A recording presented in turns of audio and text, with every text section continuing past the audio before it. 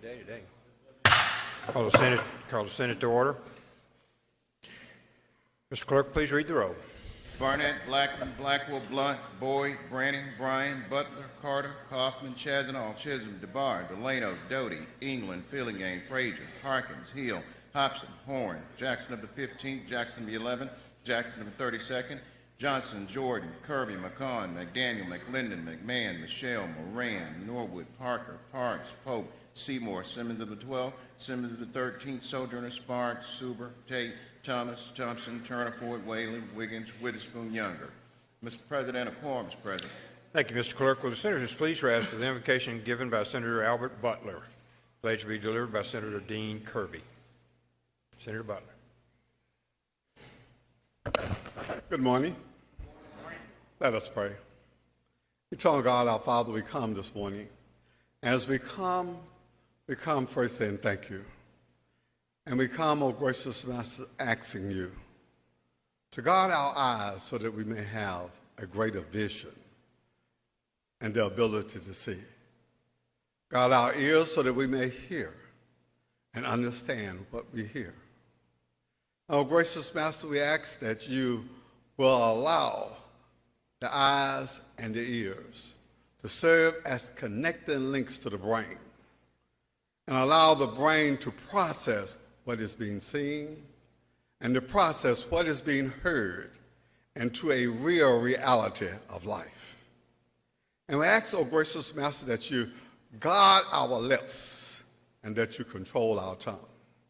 Give us the strength, the wisdom, the knowledge, and the understanding to come to grips with each and every problem that we, your humble servants, must face. And Lord, we ask you to give us just a little more courage, just in case. And if a cross must be our share, we ask you, O gracious Master, that let it be one that we, your humble servants, can bear. And in the shadows of the night, when it seems that all hope is gone, we ask you to hold us and to comfort us and to allow us to stay with you until in the morning. For we realize, O gracious Master, that in the morning, everything will be all right. Help us to hold on to your word and depend on you to carry us through. These and all blessings we ask in Jesus' name and for his sake. Amen, amen, have mercy. Please join me in the pledge. I Pledge allegiance to the flag of the United States of America and to the republic for which it stands, one nation, under God, indivisible, with liberty and justice for all.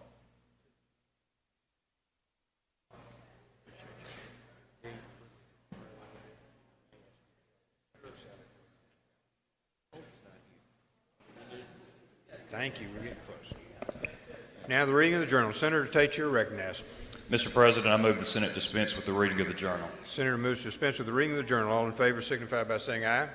All opposed, nay. The ayes have it. Messages and petitions, Mr. Clerk. Mr. President, there are none. Committee reports. Senator Tate, you're recognized. Mr. President, I move that the Senate dispense with the reading of the committee reports. Senator moves to dispense with the reading of the committee reports. All in favor signify by saying aye. All opposed, nay. The ayes have it. Now the reading of the titles, the bills, and the resolutions. I recognize Senator Tate. Mr. President, I move the Senate dispense with the reading of the titles of the bills and resolutions. The senator moves to dispense with the reading of the titles of the bills and resolutions. All in favor signify by saying aye. All opposed, nay. The ayes have it. A little raucous this morning. All right, we'll move to the calendar.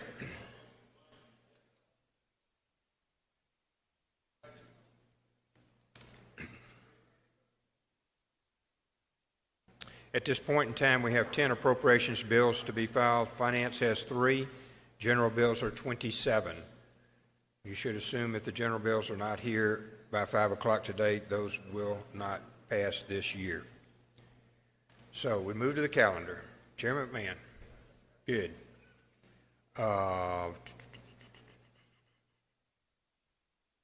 Senator no, this is committee substitute number 2. Is this Senator Blackwell? Number 2? No, pass. Chairman McMahon, 3. We're on motions to reconsider. No, thank you. 4, thank you. Chairman Younger, pass. Chairman Pope, Chairman Johnson, pass. Chairman Bryan, pass. We're on the second page, 1 through 8 will retain their place on the calendar. Number 9, Entergy, pass. We now go to conference appropriations. Senator Hobson, you are recognized. Thank you, Mr. President. I ask that we go to item 10 on today's calendar and have the title read. Mr. Clerk, please read the title. House Bill number 1698, appropriation Insurance Department of. Thank you, Mr. President. This is the Department of Insurance budget, which is $11,203,566. This represents a 5% decrease to the budget. Most of their funds are general funds. We do have language in there concerning a reappropriation for $730,000. We also got $1,500,000 for the rural fire truck acquisition program. We've got language in there for that. And we've also included language that will be dealt with in another general bill that would deal with but the language is near for the cancer fund, and that's in a separate bill, general bill that will be handled. Next explanation of the conference report. I'll be happy to yield to questions. Oh, by the way, I'm sorry, Mr. President. Also include the separate action on the rural fire truck acquisition for $1.5 million. That's an explanation of the conference report. I'll be happy to yield to questions. Any questions? Any questions? If not, I move adoption of the conference report by use of the morning roll call. Senator moves adoption by use of the morning roll call. Does anyone object to the procedure? Anyone want to be recorded as voting no? We have a question. Senator Norwood, for what purpose do you seek recognition? Question, Mr. President. Are you for a question, Senator? I'll yield. Please Mr. proceed. Chairman, I hope this is relevant regarding this report, but do you have a listing of the number of rural fire trucks that we have appropriated funds for and where they are? I'm not sure we have that, Senator, but hold on just a second.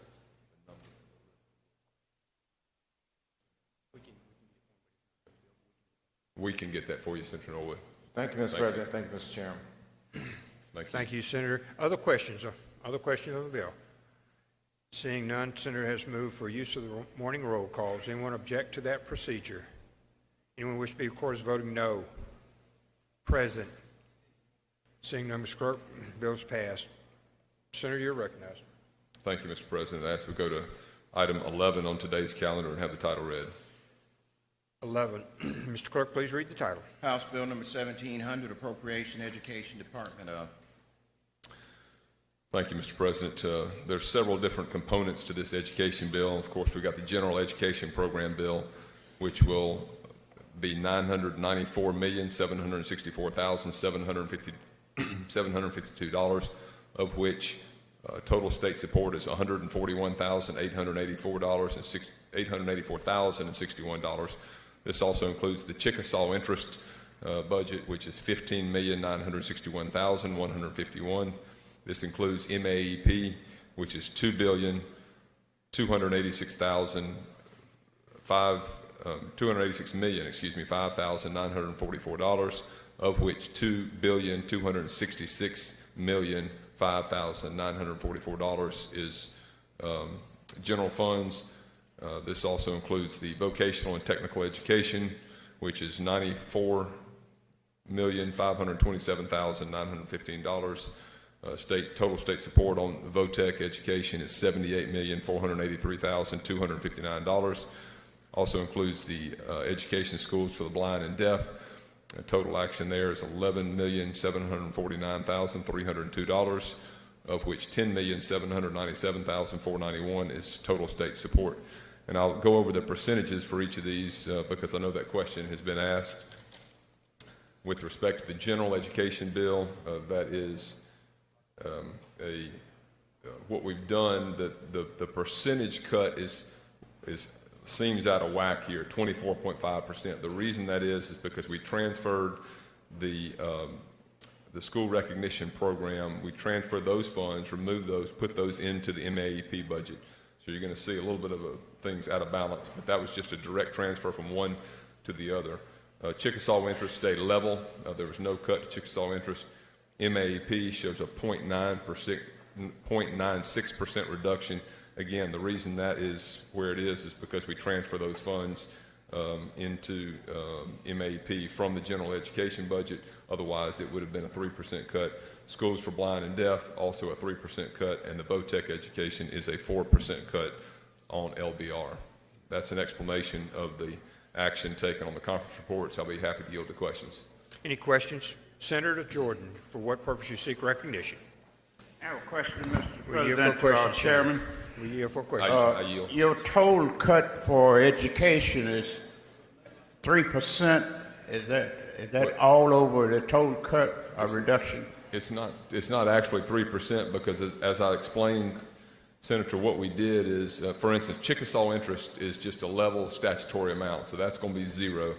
MAEP shows a much lower percentage cut, but general education program shows a higher percentage cut, but all we did was just transfer. We did a transfer out of general education, put those funds into MAEP so they could be dispersed through the MAEP formula. So the MAEP cut is pretty low compared to everything else, but the general education cut looks a little bit higher. And then, of course, the schools for blind and deaf, I said it's a 3% cut, and VOTEC education is a 4% cut. Okay.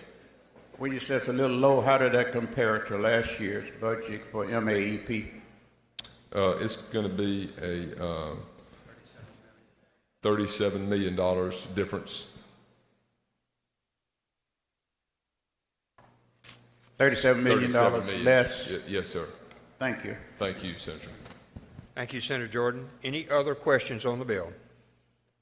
If Okay, not, I Senator. move adoption of the conference report by use of the morning roll call. One moment, Senator. Senator Fillingane, for what purpose do you seek recognition? For a question, Mr. President. Will you yield, Senator? I yield. Thank you, Mr. President. Thank you, Mr. Chairman.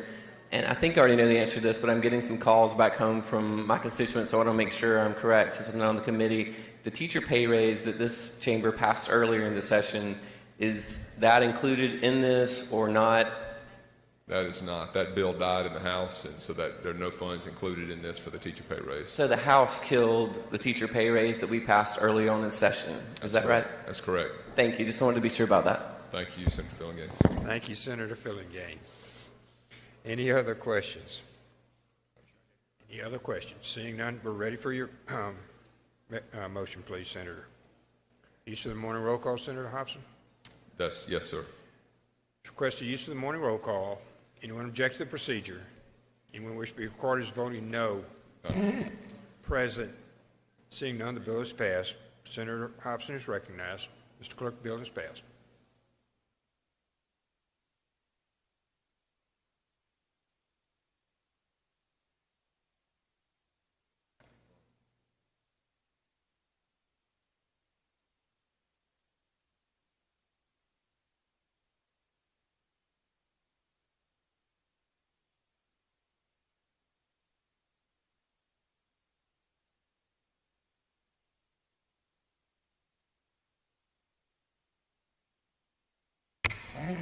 Thank you, Mr. President. If you're ready, we can go to item 12 on today's calendar and have the title read. Item 12, Mr. Clerk, please read the title. House Bill number 1712, appropriation Health Department of. Thank you, Mr. President. Final action for the Department of Health is $502,150,890, of which total state support is $60,731,763. We did make a few minor changes in this bill with language. We increased some special fund spending authority related to CARES Act matters of 100 of the total support. We also included in here some additional funds to cover some salaries. We had 57 time-limited pins that were added over because SBB, this personnel board, had already escalated and they had been filled. We also gave $5 million of additional special fund spending authority. We increased the, we increased the burn fund from $500,000 to $1 million out of special funds. We gave authority to give some salaried employees for comp time. We had the same issue that is allowed because of the COVID crisis, some comp time for the health department, and for, you'll find out later on, the MDES, Employment Security, has the same provision in it. Also, we provided the one salary increase on a PIN based on education and experience. That's the explanation of the conference report. I'd be happy to yield for any questions. Are there any questions? No questions. If none, I move adoption of the conference report by use of the morning roll call. Senator requests use of morning roll call for final passage. Anyone object to this procedure? Does anyone wish to be recorded as voting no? Seeing none, please record all present by use of morning roll call as voting aye. Senator Hobson. Thank you, Mr. President. Ask that we go to item 13 on the calendar and have the title read. Please read the title. House Bill number 1726, appropriation, Marine Resources Department of. Senator Hobson. Thank you, Mr. President. I move that we recommit House Bill 1726 for further study. The motion is to recommit for further study. All in favor say aye. Aye. All opposed no. The ayes have it. Bill's recommitted. Senator Hobson. Thank you, Mr. President. I ask that we skip items 14, 15, 16, 17, 18, and have them retain their place on the calendar. Go to item 19 and have the title read. Please read the title. Senate Bill number 2928, appropriation, IHL, University of Mississippi Medical Center. Senator Hobson. Thank you, Mr. President. Total action on the UMC or UMMC is $1,709,940,517, of which total state support is $166,862,899. This includes some targeted reductions of about $5,497,000. We provided an additional $54,900 to fund the Rural Physician Scholarship. Also provided $9,450 for the Rural Dentist Scholarship. Also restored some cuts out of special funds that had resulted from vacant positions. And that's an explanation of the conference report, Mr. President. I'd be happy to yield to questions. If there are none, I move adoption by use of the morning roll call. Are there any questions? Seeing no questions, Senator requests use of the morning roll call for final passage. Anyone object to this procedure? Anyone wish to be recorded as voting no? Seeing none, please record all present by use of the morning roll call as voting aye. Bill is passed. Senator Hobson. Thank you, Mr. President. I'd ask that we suspend the rules to go back to item 18 on today's calendar for immediate consideration. Senator requests to go back to item 18. Any objection? Seeing no objection, we'll go back to item 18. Senator Hobson. Thank you, Mr. President. I apologize. I skipped over item 18. This is the, actually call it up and have the title read, please. Please read the title. House Bill number 1752, appropriations, Department of Finance and Administration for COVID-19 expenses for. Senator Hobson. Thank you, Mr. President. This is Department of Finance and Administration. This is a total budget of $71,528,690, of which $38,717,552 is the general funds. We included some increased special fund authority for the Capital Complex Improvement District, and we also provided $900,000 worth of authority related to a cybersecurity service and hardware for DFA that was needed. That's an explanation of the conference report. I'll be happy to yield to questions. Are there any questions? Senator Seymour, did you have a question? Thank you, Mr. President. I just have a question. You yield to Senator Seymour? I yield. Senator Seymour. Mr. Chairman, where is the conference report? I don't have a... Is it not on your calendar, on your electronic calendar? No, sir. Number 18? I'm sorry. I am out of order. Thank you very much. This is not the DFA on 18. That's the one related to CARES Act. This is number 22 that I have in front of me. My apologies. So, Mr. President, I would move that we suspend the rules, that we pass on item 18, and that we suspend the rules. Actually, I think just to get back in order, we just pass on item 18, have it retain its place on the calendar, and I'll get to item 22 Thank you, Senator Seymour. And Thank you, and we Senator go to item 20 now and have the title read. All right, so item 18 will retain its place on the calendar. We'll go to item 20. Please read the title. Senate Bill number 2938, Appropriation Emergency Management Agency. Senator Hobson. Thank you, Mr. President. This is MEMA's budget, and final action on this is $40,237,216, of which $3,794,801 is the total state support. The total amount on the question that you asked, this is a 0%, no cut to MEMA this year. In light of everything that MEMA's been dealing with, there's no cut to MEMA in this. We did provide some escalation authority of federal funds of $9 million and some additional funding authority for some agency operations of $59,564. That's the explanation of the MEMA conference report. I'll be happy to yield to questions. Are there any questions? If there are none, I move adoption of the conference report by use of the morning roll call. Seeing no questions, send a request to use the morning roll call for final passage. Does anyone object to this procedure? Does anyone wish to be recorded as voting no? Seeing none, please record all present by use of the morning roll call as voting aye. Senator Hobson. Thank you, Mr. President. I ask that we go to item 21 on today's calendar and have the title read. Please read the title. Senate Bill number 2969, Appropriation, Finance, and Administration, Department of. Senator Hobson. Thank you, Mr. President. Final action on the Department of Employment Security is $169,523,061. This is an entirely special fund agency or federal funds. We did include the language, as I mentioned a minute ago, we included the language for the comp buyback. We authorized up to $900,000 of spending authority for federal funds, which is allowed. This would go through December. We put it in both of those bills, the Department of Health that I mentioned, and here in Employment Security, that it's through December 31 of this year, and also provided them several other uses and authority to escalate their federal funds for a total of $40,553,182. Be happy to yield to questions. If there are none, I move adoption of the conference report by use of the morning roll call.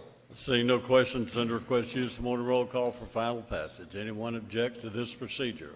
Does anyone wish to be recorded as voting no? Seeing none, please record all present for use of the morning roll call as voting aye. Senator Hobson. Thank you, Mr. President. Now we're on item 22. Senator Seymour. This is, I would ask that the title be read. Please read the title. Senate Bill number 2969, Appropriation, Finance, and Administration, Department of. Senator Hobson. Thank you. As I mentioned on this one, total action $71,528,690, of which $38,717,552 is total state support. And I think I explained this one already, but I'm happy to yield to questions if you have any. Okay. No questions, Senator. Okay. I move adoption of the conference report by use of the morning roll call. Senator requests to use the morning roll call for final passage. Does anyone object to this procedure? Does anyone wish to be recorded as voting no? Seeing none, please record all present by use of the morning roll call as voting aye. The bill is passed. Senator Hobson. Thank you, Mr. President. Go to item 23 on today's calendar and have the title read, please. Please read the title. Senate Bill number 2974, Appropriations, Secretary of State. Senator Hobson. Thank you. I move that we recommit this bill for further study. Motion is to recommit this bill for further study. Does anyone object? All in favor say aye. Aye. All opposed no. The ayes have it. Senator Hobson. Thank you, Mr. President. I ask that we go to item 24 on today's calendar and have the title read. Please read the title. Senate Bill number 2977, Appropriation, Development Authority, Mississippi. Senator Hobson. Thank you, Mr. President. I move that we recommit this bill as well. Motion is to recommit.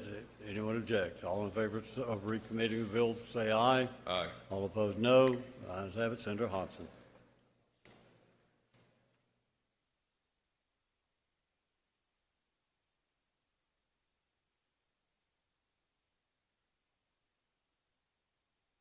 Thank you, Mr. President. I ask that we pass on items 25, 26, 27, 28, and 29, have them retain their place on the calendar. Motion is 25, 26, 27, 28, and 29, Senator. You asked that they retain their place on the calendar. All right?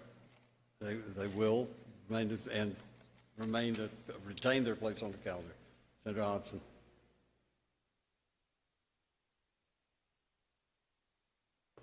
Oh, excuse me.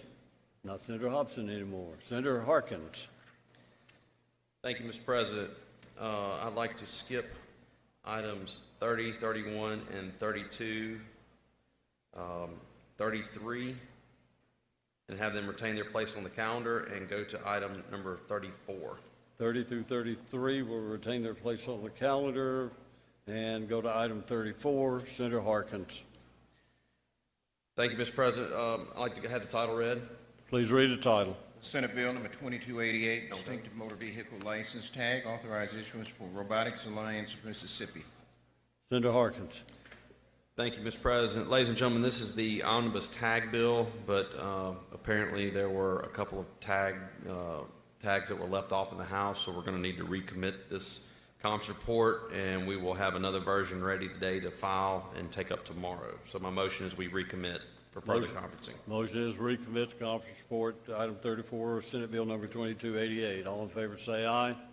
All opposed, no. The ayes have it. The bill is recommitted. Senator Harkins. Thank you, Mr. President. I'd like to skip item 35 and have it retain its place on the calendar. Item 35, we'll skip that item and retain its place on the calendar. Okay, item 36.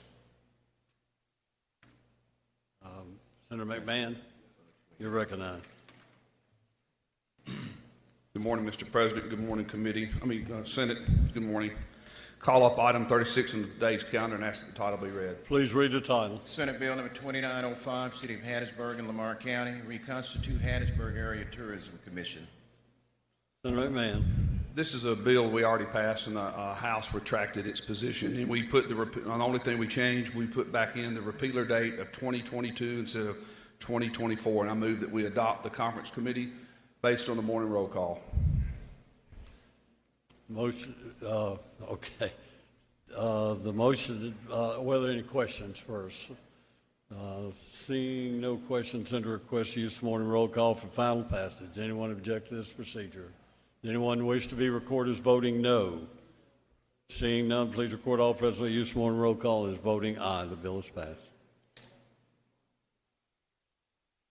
All right, Senator McMahon. I yield.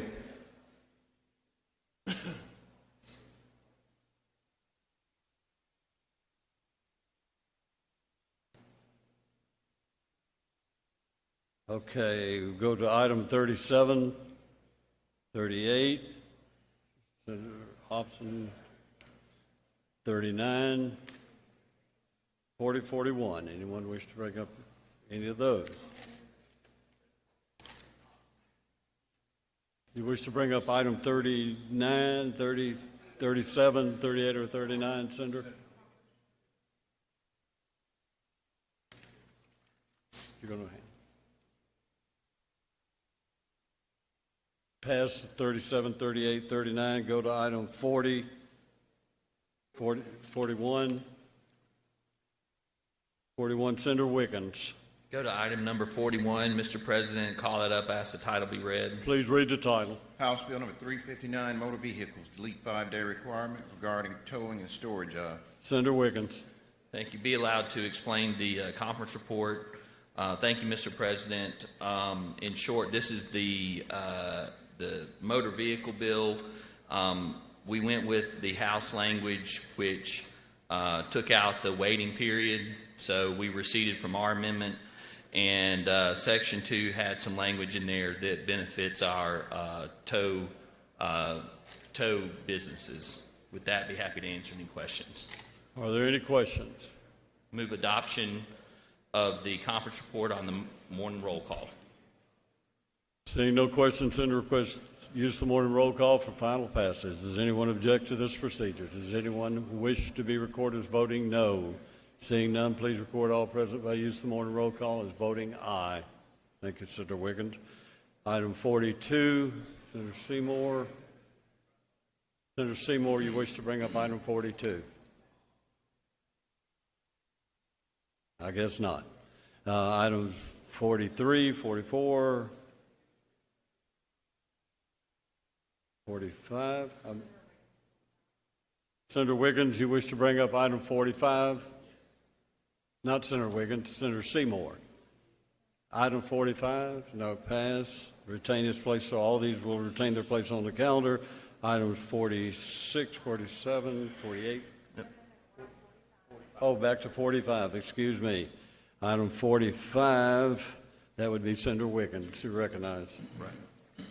Thank you, Mr. President. Go to item number 45, call that up, ask the title be read. Please read the title. House Bill number 658, expungement, revised provisions for eligibility.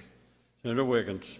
Thank you, Mr. President. The conferees, we adopted the language actually in a way split down the middle. The short of it is this is the expungement bill that we passed, and when we passed it, there was a 7-year period, and you could have multiple expungements. What we did was, starting at line 43, you can have no more than 3 felony expungements, and then there's a 5-year period on that.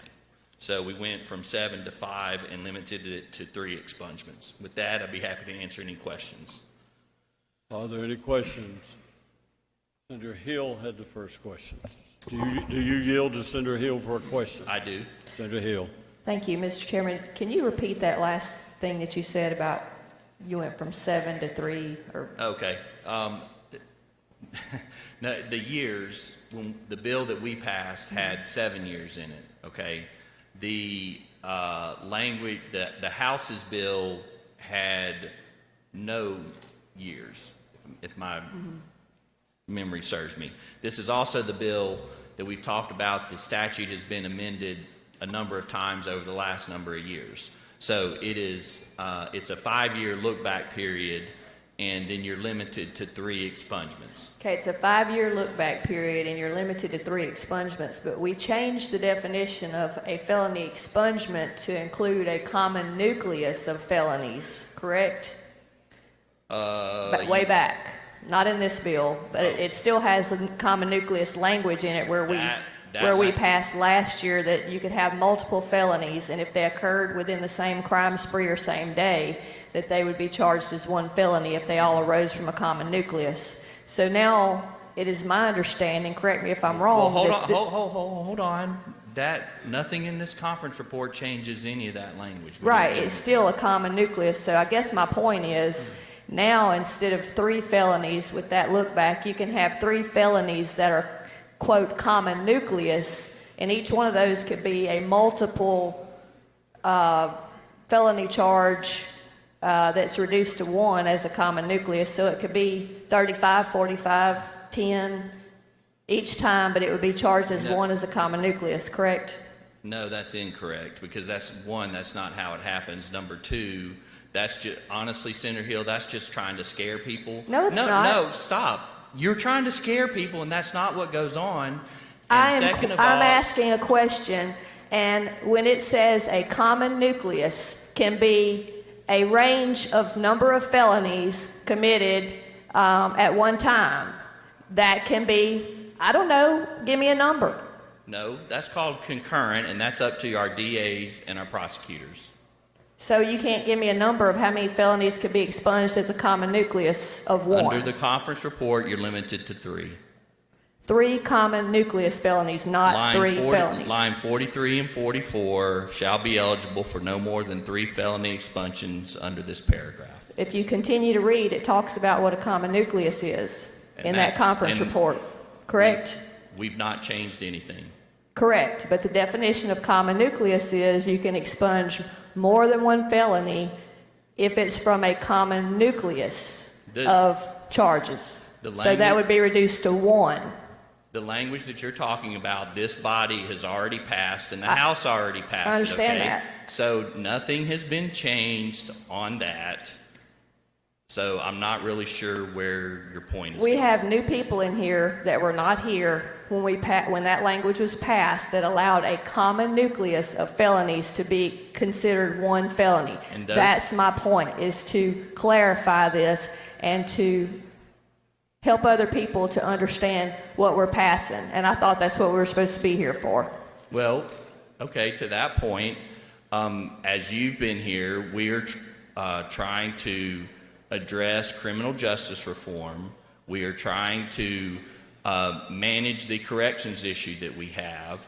One of the best ways and fairest ways and legally appropriate ways to do that is through non-adjudication, because you're only eligible for within those certain periods.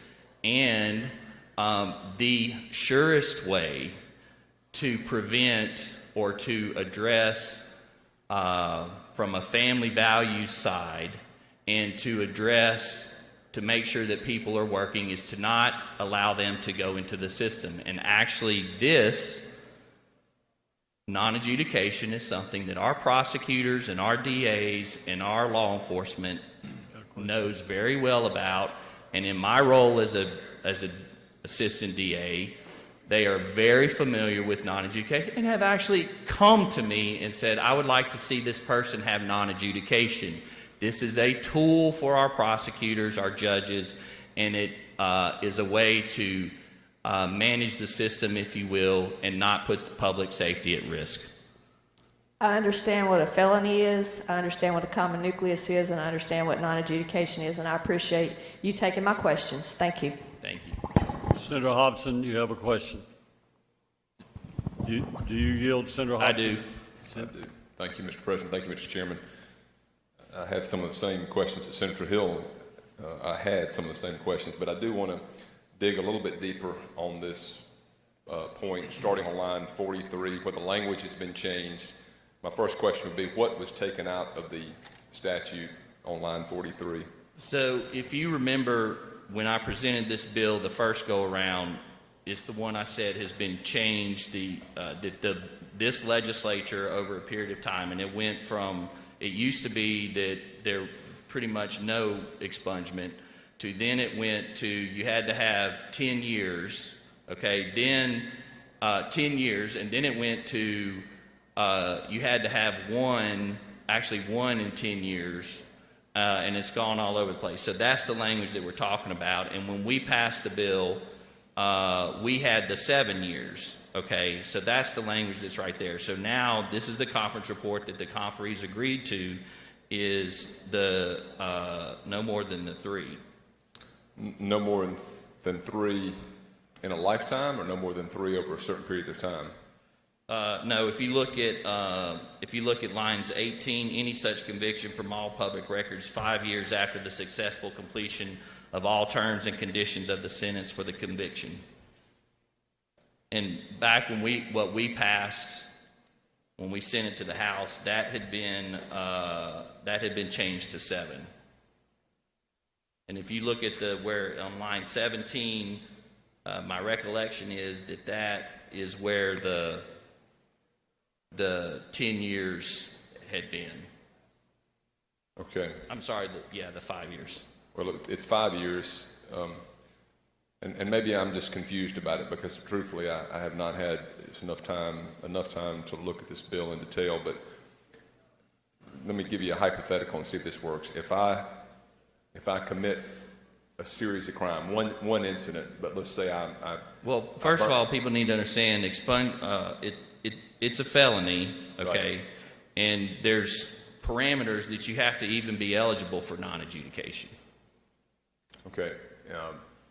Let's say that you're eligible for non-adjudication. If I were to go somewhere and, let's say, burn a building and somebody gets injured or dies from it and something else happens, and so I've got 3 felonies. I've got an arson, I've got a murder, or a criminal assault. I'm not a criminal attorney, but negligent assault or something like that. And then I've got a third one where I stole stuff. I've got a burglary or larceny.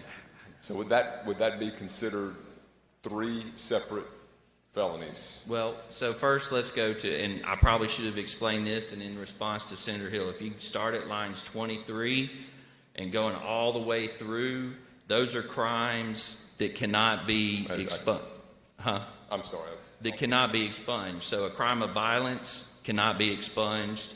arson cannot be expunged. So to answer your question, that would never be eligible for expungement. And I should say, that's what I meant by eligible. There's a list of these crimes that if you're been charged with, you cannot have expungement. You're not even eligible to be given a recommendation for that. And for those to Senator Hill's question about how things work is you have to be fit into this category, and then the criminal defense attorney along with the DA and his office, his or her office, determines if they're eligible for that and if that's appropriate. And first of all, nothing requires the DA to offer non-adjudication. They could very well send over a recommendation saying 15 years, nothing. It is within the discretion of the DA. And so if we support our law enforcement and our prosecutors like we say we do, then we abide by their discretion. So nothing requires them to offer non-adjudication. Nothing requires them to not offer non-adjudication. And from subsection I to subsection whatever that is, 10, those people are not even eligible for non-adjudication. Okay. By the way, you mentioned the prosecutors. Do they support this measure? Yes. Well, I have not heard any objections from them, and I can tell you I've talked to prosecutors through and through. Because I will tell you, in big counties such as Hinds County, Madison County, Jackson County, Harrison County, this is a tool in the tool chest for prosecutors to manage their dockets. And if they feel like the person is worthy of a second chance, then they will offer non-adjudication. But this cannot be done without the signing off of a prosecutor or the judge.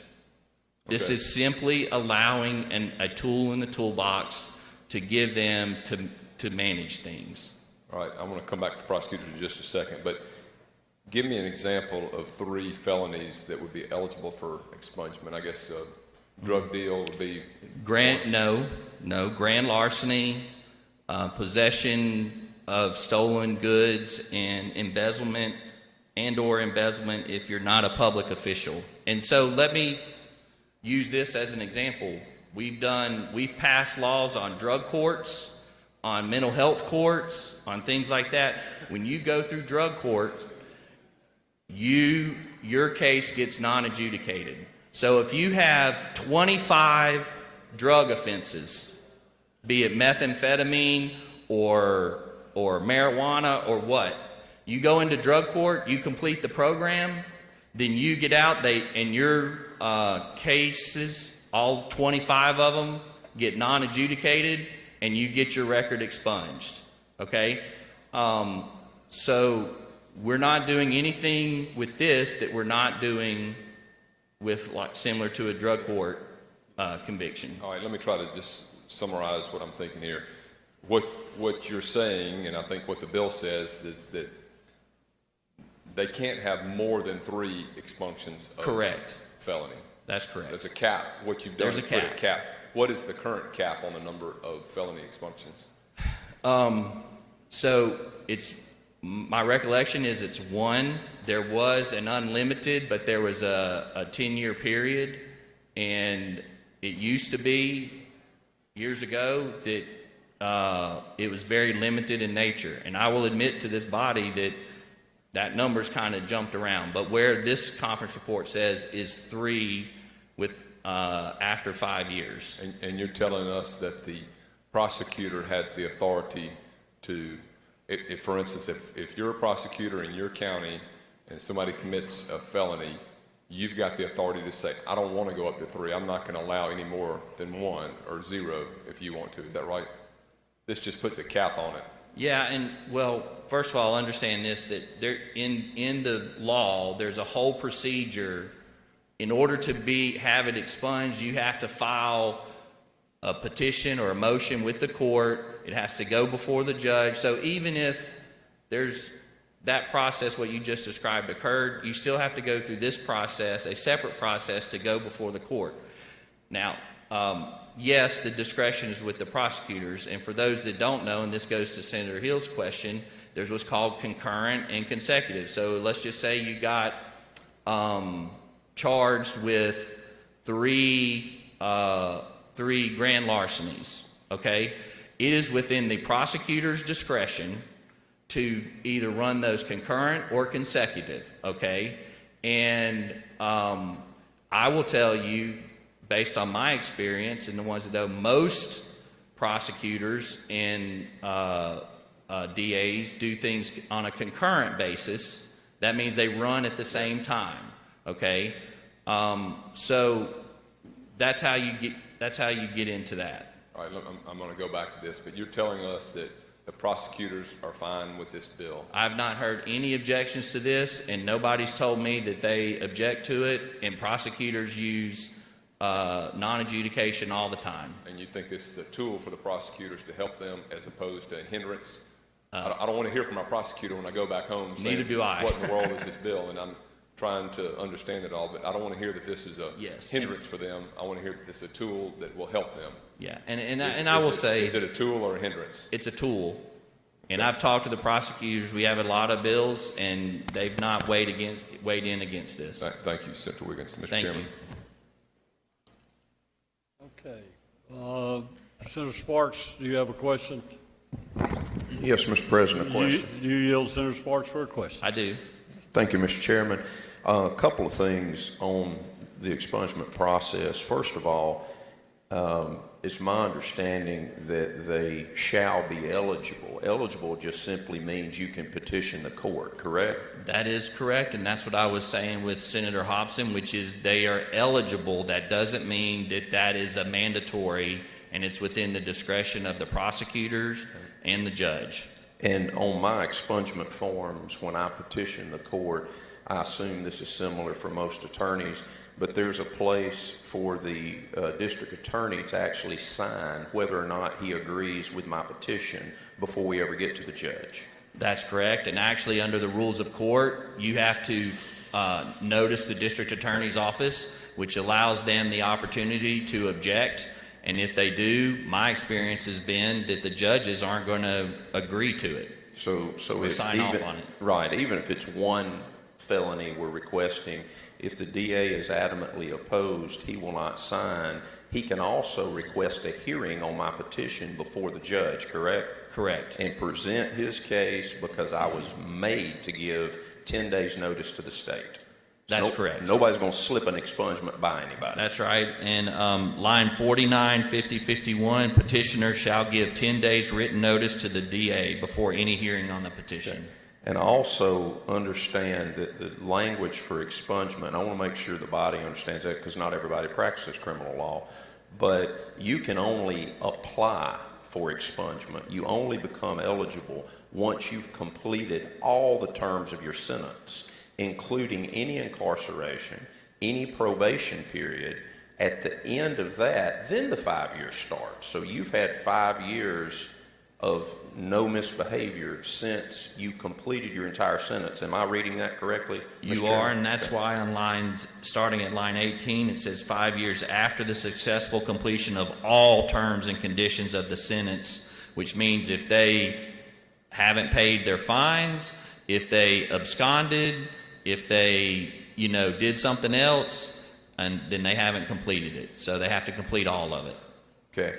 And then finally, I understand pretty much the intent of this is we have some people in their youth that have addiction, they have problems. Drug court has not always been as broadly available as it is today, didn't exist. So we have some people that may be in their 40s or 50s that have multiple felonies in their past but haven't had a felony in years, and this will allow them to potentially have a clean record and have a better employment opportunity. Is that the intent of this bill? It most definitely is the intent, because as I've stood here before this body and said, we're trying to get people back to work so that that they can be productive members of society. That's what we've done with drug courts. That's what we've done with mental health courts. And this is I will say this, that the non-adjudication tool is if there was a hierarchy, that would be for the less serious than, say, someone who's for drug court.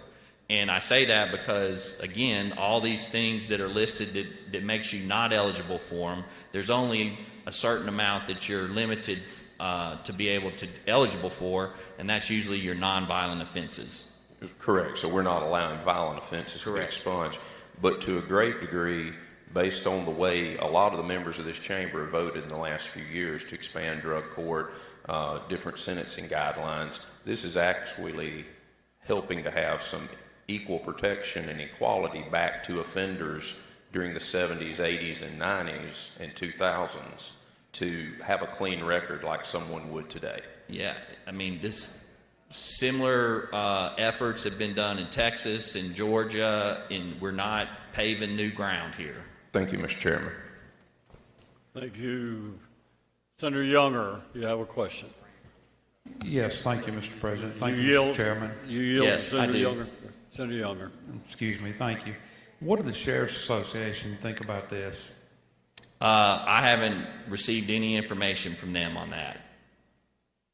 And but Senator Younger, I can tell you that in my experience, and I think some of the others who do this can tell you that the sheriffs and police departments are aware of this tool. They understand what it is there for or how it gets used. And I personally had them come to me and say, hey, Bryce, can y'all do non-adjudication on this guy because he's a really, really good kid, goes to Senator Sparks's point, really good kid, just, was stupid. And Drugs. And if we can get it done, then he can go on about his life and have a productive life for him and his family, or her and his family. Thank you for all your work. Thank you. Senator Bryan, do you have a question? Earlier in the debate, did you make reference to prosecutors having tools in the tool shed? Toolbox. I did not say prosecutorial discretion, Senator Bryan. No, but I think you mentioned the tool shed. Well, the box is getting bigger as we go through this. So, yes, it would be a tool shed. I'll just say that when I was appointed to defend indigent defendants, I always thought that the prosecution had more resources than I had, but apparently I had no idea all the resources.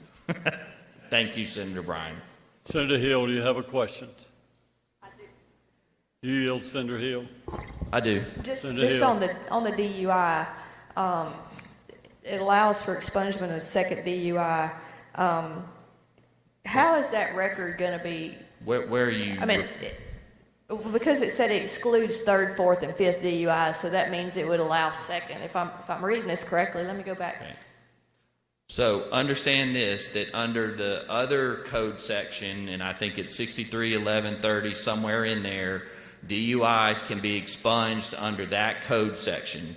So, and that's a first, and/or my recollection is a second. Yeah. So under a whole other code section, okay, thank you. I was just correct. Just one, you can be expunged under a DUI provided you do all the different things. I understand that. My question is, once that second DUI is expunged and a person gets another one, which would have been a third DUI, which is expungible under this, how is the arresting entity going to determine that there was one expunged as a second, and so this one that's really supposed to be a third could be charged as a second if they can't find that record? Okay, so first understand that you are not eligible to have a DUI expunged if it's a third, fourth, or subsequent offense. That nothing in this law is being changed. I understand that. Okay. But my question is about the record. You already can expunge a second DUI. So if somebody gets a DUI... No, I don't know where you're getting at, because under the DUI statute, 631130, what we call ETSEC, that lays out the procedure for expunging a DUI, and it tends to be, it's a first DUI. Okay, so I don't know where you're saying you can do a second DUI. Well, I'm just looking at line 29, where it's listing the stuff that's not expungible, and it says on line 29, Section 4, a third, fourth, or subsequent offense DUI as provided in Section 631130. So why does it not say second? Why does it start with third? Why does that language start with third, fourth, or subsequent? Senator Hill, I don't know. That's current law. That's what this body passed. That's what the House passed. That's what, none of that has been changed in this bill. Thank you. Senator DeBar, you have a question. You yield, Question. You Yes, yield, I Senator Bar- yield. Senator Barr. Senator, thank you. So, for this process to occur, the DA generally has to sign off on the petition for expungement, correct? That's correct. And the judge still doesn't have to approve the expunction. That's correct. All right. An expungement, that can provide an incentive for offenders to rehabilitate, to stay on the straight and narrow, and to look forward to something if they behave and do everything the court orders them to do, correct? 100% correct, and I should have mentioned that yes, it is an incentive to behave, because at the process, if a person, let's take the one that Senator Younger was talking about, a young kid, knows that if they complete everything, that their case will be non-adjudicated, then that's an incentive for them to behave and to be on the straight and narrow. And so they have to pay all their fines, all their restitution, take drug tests, whatever's required of them to stay on the straight and narrow. And if they violate that one time, the judge can revoke them, and they will not get their expungement, correct? That's correct. Okay. And I should also add, in terms of the tool shed that Senator Bryan was talking about, one of those tools in the tool shed is what's called pretrial diversion, which is also, if you complete pretrial diversion, which is run by the DA's offices, then you go through that and you do everything like we've done, then your record gets expunged. So that's, I would argue or submit that that's just below non-adjudication. And that is something the judge also has to approve, correct? The judge also will not be allowed to be done if the judge does not sign off on it. So we have multiple checks and balances in this system to ensure that nothing gets by or that should not get by, correct? That's correct. Okay, thank you, Senator. Thank you. Senator Sparks, question. Question, please, Mr. President. You yield, Senator Sparks. I do. Senator Sparks. You had mentioned 631130, which is commonly known as the DUI law. That covers misdemeanor guidelines on DUIs, correct? Correct. And a first offense DUI is a misdemeanor. A second offense DUI is also a misdemeanor. Isn't that true, Mr. Chairman? That is very true. Okay. Thank you. My brain is slow on the uptake, just like Senator Hobson's. And we are only talking about felonies here. So to your point, that deals with misdemeanors, and this is a felony. So that, and under current law, a third DUI becomes a felony. And so that's why under this, a felony cannot, of a DUI cannot be expunged. So yes, it's dealing with misdemeanors. Thank you very much. Yes, and in 631130, and it's been amended and changed several times over the last few years, but it is my recollection that it says a person shall receive only one expungement under any misdemeanor occasion. So there's no such thing as a DUI second expungement. Isn't that true, Mr. Chairman? That's correct. Okay, thank you. Thank you. Senator Fillingham, you have a question? I do. Thank you, Mr. President. You yield, Senator Fillingham. I do. Senator Fillingham. Thank you, Mr. President. Thank you, Mr. Chairman. Just a quick question. Even on any of these expungements that we do, there's still, I take it, a private record that's not public kept of the numbers of felonies that someone has committed, because otherwise how would you know on the third strikes and all these different types of crimes if someone is in violation of that? Even if you expunge something, I'm assuming under the criminal records that there's some sort of private record kept, and I don't do criminal law, so I'm asking you as the expert here. Otherwise, how would you know a multiple offender? Okay, so let me put it this way. If a conviction is expunged, then after all this process has happened, by order of the court, all the records are sealed, and it's as if the Right. crime never happened, and you can go about your business. Okay. Right.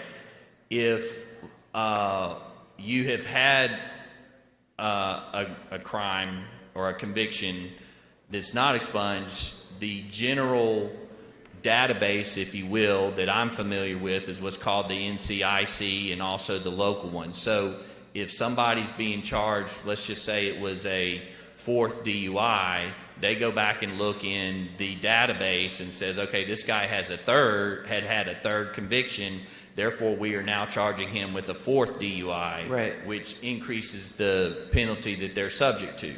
So I'm not sure what you mean about a private, but once something is expunged, that's the benefit of it, because it's as if it didn't happen, and that's so you can go on about your life and not it be held against you, provided you were eligible at the time. Right, I think you answered my question, which is it's not public, so it can't be held against you for employment purposes and things of that nature. But I mean, it's not like you're just erasing it from history, because otherwise, if you could, you would just expunge your first couple of DUIs, and then you could go and commit another one. It would be like it was your first time all over again. I mean, it'd be like President Putin. You know, on Wednesday they're going to have a nationwide vote in all of Russia to basically reset the clock as if he had never served the first 20 years in office, so that he can serve another, 16 years in office. So it's not like that, right? No. There's still a private record kept somewhere that prosecutors like yourself could look and see, well, wait a minute, this guy has already, committed 3 DUIs, so this will be the 4th DUI, not the first one all over again. That's right, and just based on experience, usually it's within the same DA jurisdiction, and they're familiar. It's within your database that, and by the way, it's a public, well, it's not public on the expungement, but within the database of the prosecutors, they know if they had offered expungement previously and did it, so they're not going to do it again because they have that. So yes, that's what you mean by private. Right, and then the interplay, if any, with the parole board, is there any connection to this bill and the duties of the parole board? Not that I know of. This is on the jurisdiction of the prosecutors and the DAs and the judges. Gotcha. Thank you, Mr. Chairman. Thank you. See no further questions. Senator Wiggins, would you like to make a motion? Move adoption of the conference report on the morning roll call. Senator requests use the morning roll call for final passage. Does anyone object to this procedure? Does anyone wish to be recorded as voting no? Seeing none, please record all present by use. Oh, we have some no's. I'm sorry. We got, let's see.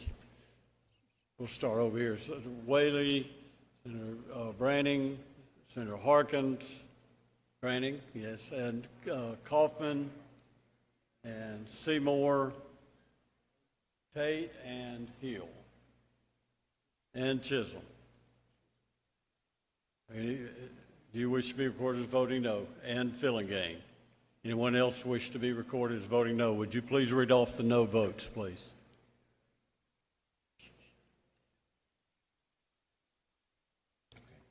Voting no or nay: Hill, Tate, Seymour, Whaley, Harkins, Kaufman, Chisholm, Fillingham, Branning. Vote present. Okay. Anyone else wish to be recorded as voting no or present? Seeing none, please record all others present by the use of the morning roll call as voting aye. Okay, we'll go to item 46, pass and retain. Item 47, Senator Barnett, pass and retain. Item 48, Senator Branning, you're recognized. Thank you, Mr. President. I'd like to go to that item and have the title read, please. Please read the title. House Bill number 824, Election Commissioners, authorized per diem for primary and runoff election days in addition to general and special election days. Senator Branning. Thank you, Mr. President. This bill, you'll remember we took up just a couple of weeks ago, dealt with election commissioners and poll managers' pay. And in the bill, we had original language that would allow them to receive additional per diem pay, and the language at the time dealt with the state of an emergency and the specific pandemic. But what we did in the conference report is we cleaned that language up and just made reference to this calendar year. Any elections held July 1 through the end of the year would be eligible for this additional pay if the counties have the money to provide the pay. And that is the only change in the conference report. And if there are no questions, my motion is that we adopt the conference report on the morning roll call. Are there any questions? Yes. Yes, Senator Jordan, I'm sorry, you're recognized. Thank you, Mr. President. Madam Chairman, this will be in the law that it is left up to the county to pay this extra if they have it. That's right, Senator Jordan, because we certainly do not want to obligate If they can the afford it, counties. rather. Yes, sir. It is if they have the funds. And the reason the language is discretionary is we're not sure what November will hold. There's some CARES Act money coming, and we're working on how much the counties might receive, and there's some in the Secretary of State's budget. So there are some opportunities, but we don't want to send an unfunded mandate down to the counties. It's just discretionary. Okay. Thank you. I just want to be sure because they will say, well, state law say you're supposed to pay me, but they'll leave out that other part and say, well, if you can afford it, you may pay. It is discretionary. Okay. Thank you, ma'am. Thank you, Appreciate it. Senator. Senator Turner Ford, have a question. Yes, Mr. President. You yield to Senator Turner Ford. I do. Senator Turner Ford. Thank you, Mr. President. Thank you, Madam Chair. This question may be more appropriate, I guess, for the budget process, but have you all had conversations with the Secretary of State regarding the CARES Act funds that he has received, and if he's willing to help facilitate these costs for the election commissioners? Yes, ma'am. We have had conversations because there are several needs that have been presented that the Secretary of State's office is interested in, as well as the counties. There's not been a final determination about exact expenditures. In fact, you're going to have the opportunity to look at a bill that's coming over from the House that deals with a request for CARES Act money specific to our elections in November. Deals with a lot of equipment possibilities, and so I'm saying all to say we don't have a specific answer, but the importance of being able to provide additional pay for those who are actually working the elections is on the list. We know that it's very important, and we're talking about it. Thank you. Thank you. Senator Norwood, do you have a question? No question. Are there any other questions? Move final passage on the morning roll call. Senator requests to use the morning roll call for final passage. Well, Senator Bryan, do you have a question before we start? I didn't see your name.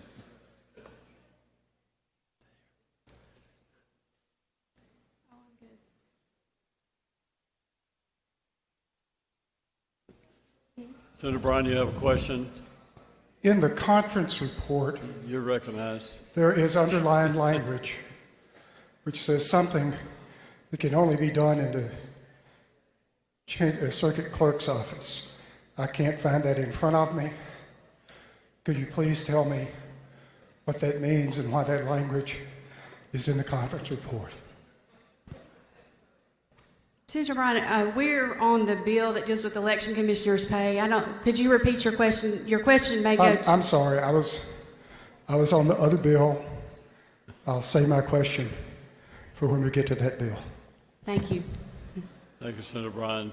Senators request to use the morning roll call for final passage. Does anyone object to this procedure? Does anyone wish to be recorded as voting no? Seeing none, please record all present by use of the morning roll call as voting aye. Go to item 49. We'll pass and retain. Item 50, Senator Michelle. Pass and retain. Item 51, Senator Wiggins. Pass and retain. 52, 53, 54, and 55 will retain their places on the calendar.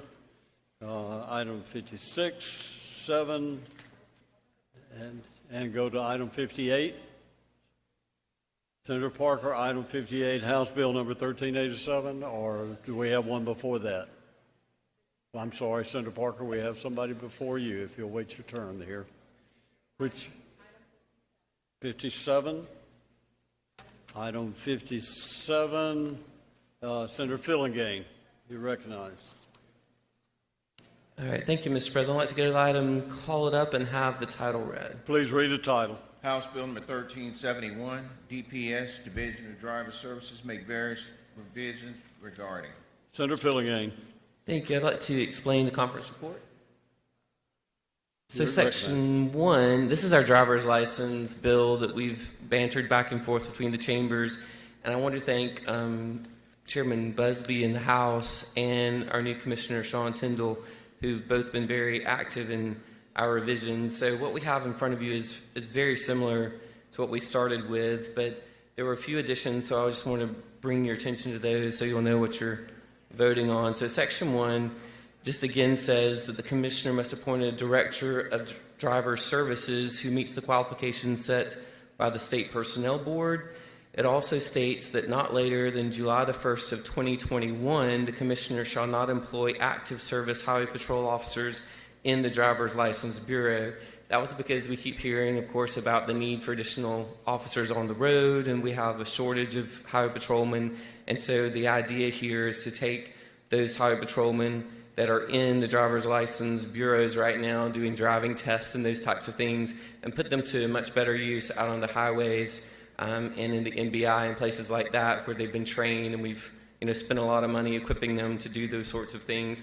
And the reason we pushed back the date of the effective piece of this one to July the 1st of 2021 is that Commissioner Tyndall's request, because of course there are quite a few of those that are in these driver services offices, and he says in order to replace them and get them back out on the roads and to hire new people and train them to do the driver services issues, he would need some time to get all of that done. But it was already something he was planning on doing personally, and it was part of his vision for how to streamline the driver services anyhow. So this really is a restatement of what he was already planning to do, so I want to give him credit for that as well.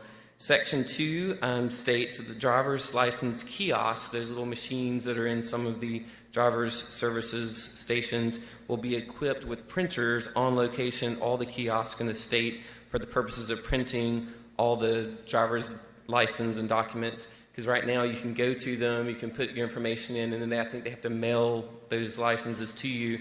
But there are printers that can be equipped onto the kiosk so that you can get it instantaneously. So that was a piece of it as well. At each driver's license location in the state, there shall be a location signs prominently displayed providing for required information for the various licenses, cards, and other services, so that when people go, before they have to stand in line for a period of time, we want them to easily be able to identify on the wall, printed in a way that's easily legible. These are the documents that I'm going to need before I can accomplish, whatever mission I'm here to accomplish, to get a license renewal or a CDL or whatever. So we want that prominently posted so that people don't wait 2.5 hours in line only to get to the front of the line and find out that they don't have the correct documentation, have to leave and come back. Also, along those same lines, on the Driver's Service Division's website, there shall be tutorial videos linked to online procedures to help clearly illustrate. Again, these are the things you're going to need to have before you even drive to the driver's license office to make sure that you have the correct documentation, insurance, and those types of things.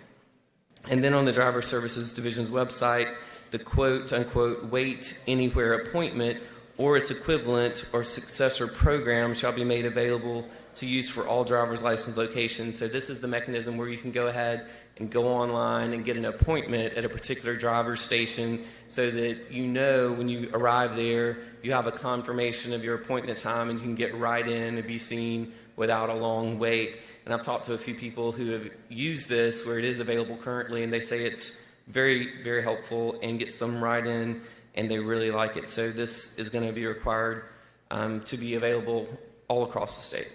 Then section 3, it says not later than July the 1st, 2021, the commissioner shall develop and implement a driver's license or driving permit in electronic format as an additional option for licenses or permit holders. Acceptable electronic formats would include display of the electronic image on the cellular phone or any other type of electronic device. So, as everything is going electronically, we want to make sure the Highway Patrol and Department of Public Safety keeps up with that, and they can start issuing these electronic acceptable formats on your cell phone or things like that. Section 5 requires the Department of Public Safety to accept the certification of successful completion of an individual training in the knowledge and skills needed for the proper and safe operation of a motor vehicle from a driver's education and training program at a secondary school that meets the requirements set out by the Department of Education, and it would allow the school to employ teachers duly certified by the Department of Education to teach in these programs. In addition, off-duty members of the Mississippi Safety Patrol shall be authorized to teach in such a program without having to obtain a separate teaching certificate from DOE. Instructors will be considered employees of the school and not the driver's license examining bureau. So that is something we already had in our other bill. I just wanted to point that out because we wanted to say that one of the reasons that there was such a long line at some of our driver services is because you had kids or young adults who had already been through a high school driver's ed program, had already passed the skills test, had already passed the driving test, and yet we were still making them go back and redo both of those tests at the driver's license bureaus, and it was sort of creating longer delays for other citizens that need to do other things there. Then the commissioner should also develop an affidavit whereby a parent, teacher, or guardian may certify that he or she has witnessed a student operate a motor vehicle for at least 50 hours and attest to their proficiency in the proper and safe operation of a motor vehicle, and the Department of Public Safety shall accept this in lieu of a skills test conducted by the department. This was something that the Department of Public Safety had already instituted or started during the COVID-19 situation, where you didn't have the ability for officers to safely sit in a car or truck with a student and drive around because of the virus, and it worked really well, and Commissioner Tyndall asked for us to allow this to continue. So then on the end of section 6, line 313, this was a piece that Governor Hosemann and others I want to give credit for. It says that starting January the 1st of 2021, for any original or renewal license for which the fee is greater than $10, if the applicant brings all the required documentation but does not receive his or her license within 2.5 hours of entering and remaining at the license station, then there would be a $10 discount off of the cost of that license. So again, just an incentive for the DPS folks to work diligently to get our citizens in and out as quickly as possible. And then in section 7, it says, for any driver's license issued under this chapter, the Department of Public Safety shall send an email and or text message notification of an upcoming driver's license expiration date to the known emails and phone numbers authorized by license holders for such notices not less than 30 days prior to the expiration date of that license. Again, this is only for those that they have the information, an email address or a cell phone number that they can send this notice to, but in many cases they do, and we just want them to let our citizens know it's, your driver's license is about to expire in the next 30 days. You may want to make arrangements to come in and get that renewed. And then starting in section 8, this is about the CDLs, and again, similar language was in the previous bill, but it just says that any person who has been certified to provide commercial driver's license testing by the International Driver Examiner Certification Program administered by the American Association of Motor Vehicle Administrators shall, for purposes of this section, be defined as a certified third-party examiner. And in addition, the commissioner shall authorize these persons, including an agency of this or another state or employer, to administer the knowledge and skills test specified in this section. However, we did have a slight difference from the language in the House. In the House version, those persons were allowed to be employees, direct employees of the trucking companies, for instance, and we felt that was a conflict of interest, so we wanted to make sure that these persons who are private testers essentially were not direct employees of the trucking companies for liability purposes. So we wanted to make sure that on line 438, the third party is a CTP as defined in this subsection and shall not be a direct employee of the trucking company. So we wanted to make that distinction from our friends in the House, and they agreed to that. Then we did approve and include the language that the department shall provide online renewals of a commercial driver's license as long as the renewal meets standards set forth in the current law. That's on lines 615 through 617, and this was something that Senator Sojourner had included as an amendment in our previous bill, so that was included in the conference report. And also, the department shall upload medical card information to the commercial driver's license information system within 5 days of receiving the updated medical card information.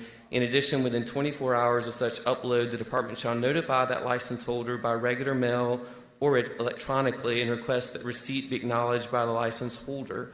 If receipt is not acknowledged by the license holder, the department shall exhaust any available means to contact the license holder. So that was a problem that some of our CDL folks had expressed, that they were providing this medical information. It wasn't getting uploaded quick enough to get their CDL printed out quickly. So we wanted to make sure that that was included. And then finally, we just stated that this was an amendment also put in our committee on the Senate end, that for persons reporting who must publicly appear at a facility designated by Department of Public Safety for sex offenses or things like that, they're on the sex registry, for instance, they have to come in and report ever so often.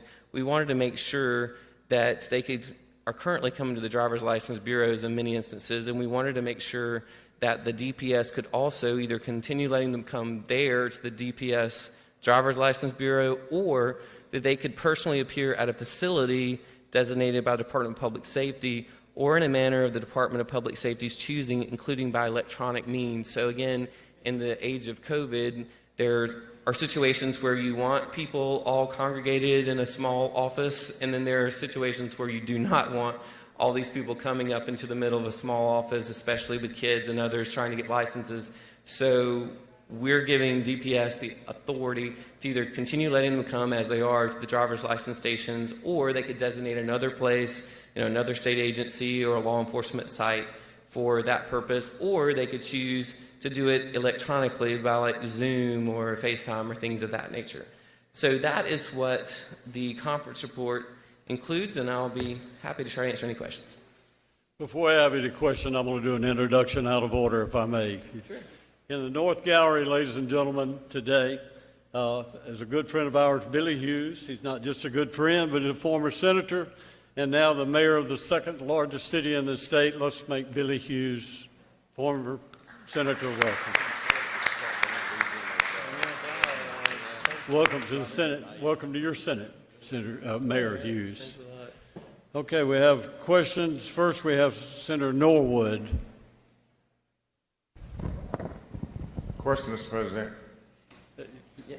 You're recognized. He yielded. Thank you, Mr. President. Thank you, Senator Fillingane. Do we know how many individuals that we have in driver services that would be going back to the troops? I asked that question of Commissioner and Senator Tyndall, and he was going to try to get me an exact number. He said it wasn't a huge number. I'm thinking less than 50. But he did say, if you look at the whole state, that there were some in, different drivers' bureaus, not in each one, not even in every one, but certainly there were some. And he said, originally we had the effective date of that portion of the bill or conference report going into effect, like next week, July the 1st, or this week on Wednesday. And he said, I really need some time to be able to transition these folks back out onto the highways, but that would leave a bunch of voids wherever they were, and I'm gonna need time to hire new people or shift other people into those positions and get them trained. So he asked for additional time. We had tossed around the idea of maybe waiting until January of 2021, and he still thought it might take a little longer than that. That was only like 6 months. So we ended up settling on the date of next July. So it gives them a full calendar year. And during that period of time, if those persons, don't want to go back onto the road, they can retire or transfer into another part of the Highway Patrol, or they can transition out onto the highway. But to get to your original question, I'm assuming it's around 50. That's what he sort of thought, but he was going to get that figure back to me, and I just haven't received it yet. And that's a part of this legislation, right? Yes, sir. Now, are we also,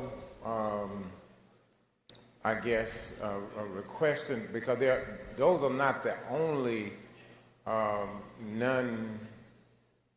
non-troop, if you will, or individuals not on the road. Are we looking at the others? Because we have, how many details do we have I know we have the governor, we have the lieutenant governor, we have the speaker. Do we have any other? No, those people wouldn't be affected. They can continue. This just says people, the uniformed officers, patrolmen and women who are in the uniform, who've been trained as drivers, highway patrol people. A lot of them, the 50 or so, are currently working behind desks in the driver's license bureau, issuing tests, getting in the car and riding around with students, giving their driver's, tests. Those are the people we're talking about. The ones that are trained highway patrolmen and women that we need out on the highways or working details for the governor, the speaker, whoever. Those are people all be okay. We're just talking about simply those patrolmen and women who are currently working in the driver's license bureau, getting them out on the road. Now, are we also looking at the financial impact that it may have, because some of the guys, some of the troopers going back to their respective areas may have a higher rank than anyone that's in there, and there's also, so we've also looked at that as well. Commissioner Tyndall very rightly raised that issue as part of this whole discussion. He said he's totally for it. It was something he was intending to do, whether we put it in this legislation or not. He simply said, in the process of doing this, not only will it take time to shift other people around into those roles that aren't uniformed highway patrolmen and women, but as you said, there could be additional cost associated with that, because if you're putting men and women back out on the highways, in the patrol cars, which is something we're all, in favor of. We keep hearing about how short we are of the, ideal number of patrolmen and women out on the highways, but that comes at a cost, because when you shift them back out onto the road, then you have to either hire new people or shift other people around. So that's also why he wanted it not to go into effect this Wednesday or even in January. He needed a full year to rearrange resources within his departmental budget, and even possibly to come back next session and make sure that everything was covered. So that was the other reason he wanted a delay in the effective date of that particular portion of the bill, because there could very well be some additional resource costs. On the other hand, you can look at it the other way. There could also be savings, because each session, as you know, almost each session we're requested for millions of new dollars to do new patrol schools, which are very expensive. I think the last one we did a year or two ago cost somewhere in the neighborhood of $7 million to get a whole new patrol school. And I think that patrol school netted about 50 new patrolmen and women, right? So if you have 50 who are already trained, who have already gone through the academy, who've already passed all the tests, if you can simply shift them back out onto the highways for a couple $100,000 maybe, as opposed to doing a whole new patrol school for $5 or $7 million, I think it's a huge savings. Well, I'm not objecting to the legislation. Right. I just wanted to make sure I appreciate. You asked very good questions as always. Thank you very much. Thank you, sir. Senator Parker, you have a question? Yes, Mr. President. You yield Senator Parker for Certainly. a question. Senator. Thank you, Mr. President. Thank you, Mr. Chairman, for your work on this. As you know, early in the session, I introduced the bill on the same point, so I'm very happy to see this coming to fruition. You may recall, too, when we were on the floor, you and I think, co-authored an amendment regarding the sex offender registration. Yes. And I think in reading this that I understand the cleanup language of this pretty good, but we're saying that someone in need of doing the sex offender registration will be able, the facility can be picked by the choosing of DPS. And so they could work in concert with their sheriffs or other law enforcement, and they could do that registration at another site. I believe that's on lines 826 to 831 of the bill. Is that your understanding? Yes, Senator Parker, that is your language almost word for word that was lifted from that amendment and put into this conference report. It's 826 through 829. It says that the person is also required to personally appear at a facility designated by the Department of Public Safety or in a manner of the Department of Public Safety's choosing, including by electronic means. So they can either do it at a separate facility like a sheriff's office or some other location, or they can keep doing it in the same location they're currently doing it in the driver's bureaus, or in cases where like COVID is an issue or things of that nature, maybe long distances, they can arrange it if at the department's choosing, not the person's choosing, mind you, but at DPS is choosing that they could do it by electronic means. So we're giving them more discretion on that, and I think that's going to go a long way. And I want to thank you for your work on this. Thank you. This was a major problem, I think, coming into this session that I know everyone in this chamber had received calls, and other things get attention, but this is one of those things that I'd love to get the talking points on this from you at the completion of passage, but thank you for your work on this. Well, thank you for your work on this and in bringing that up, because that was largely your idea, so thanks. Seeing no further questions, do you wish to make a motion, Senator Filligan? I move adoption by use of the morning roll call, Mr. President. Senator Filligan requests use of morning roll call for final passage. Anyone object to this procedure? Anyone wish to be recorded as voting no? Seeing none, please record all present by use of morning roll call as voting aye. Item 58, Senator Parker. Thank you, Mr. President. I'd like to go to that item, call it up, and have the title read. Please read the title. House Bill number 1387, Mississippi Workforce Incentive Act of 2020, create. Senator Parker. Thank you, Mr. President. This is the conference report for House Bill 1387. I'm going to go through this pretty slowly because I want everybody to get a good idea of the language here. This includes some language we did not see on the Senate floor before, but I think it's a good step in kind of building a bridge between our education system and workforce in general. So on House Bill 1387, I'm going to start at line 157. What this will do in education, it will allow CTE instructors to have a high school diploma and 5 years of experience to be teaching in the CTE program in education. Right now, to be able to do that, you have to hold a certain degree. And we have, in these types of programs, we may have someone who is a very experienced welder who did not obtain a bachelor's degree but has spent years and years learning the trade of welding. This would allow him with a high school degree to be able to instruct and show other students how to do welding or whatever that procedure might be. It requires school districts in line 241 to notify the students of a career middle track in middle school about CTE options for high school. There's already a career track in law, and that language in 241 just makes that more clear.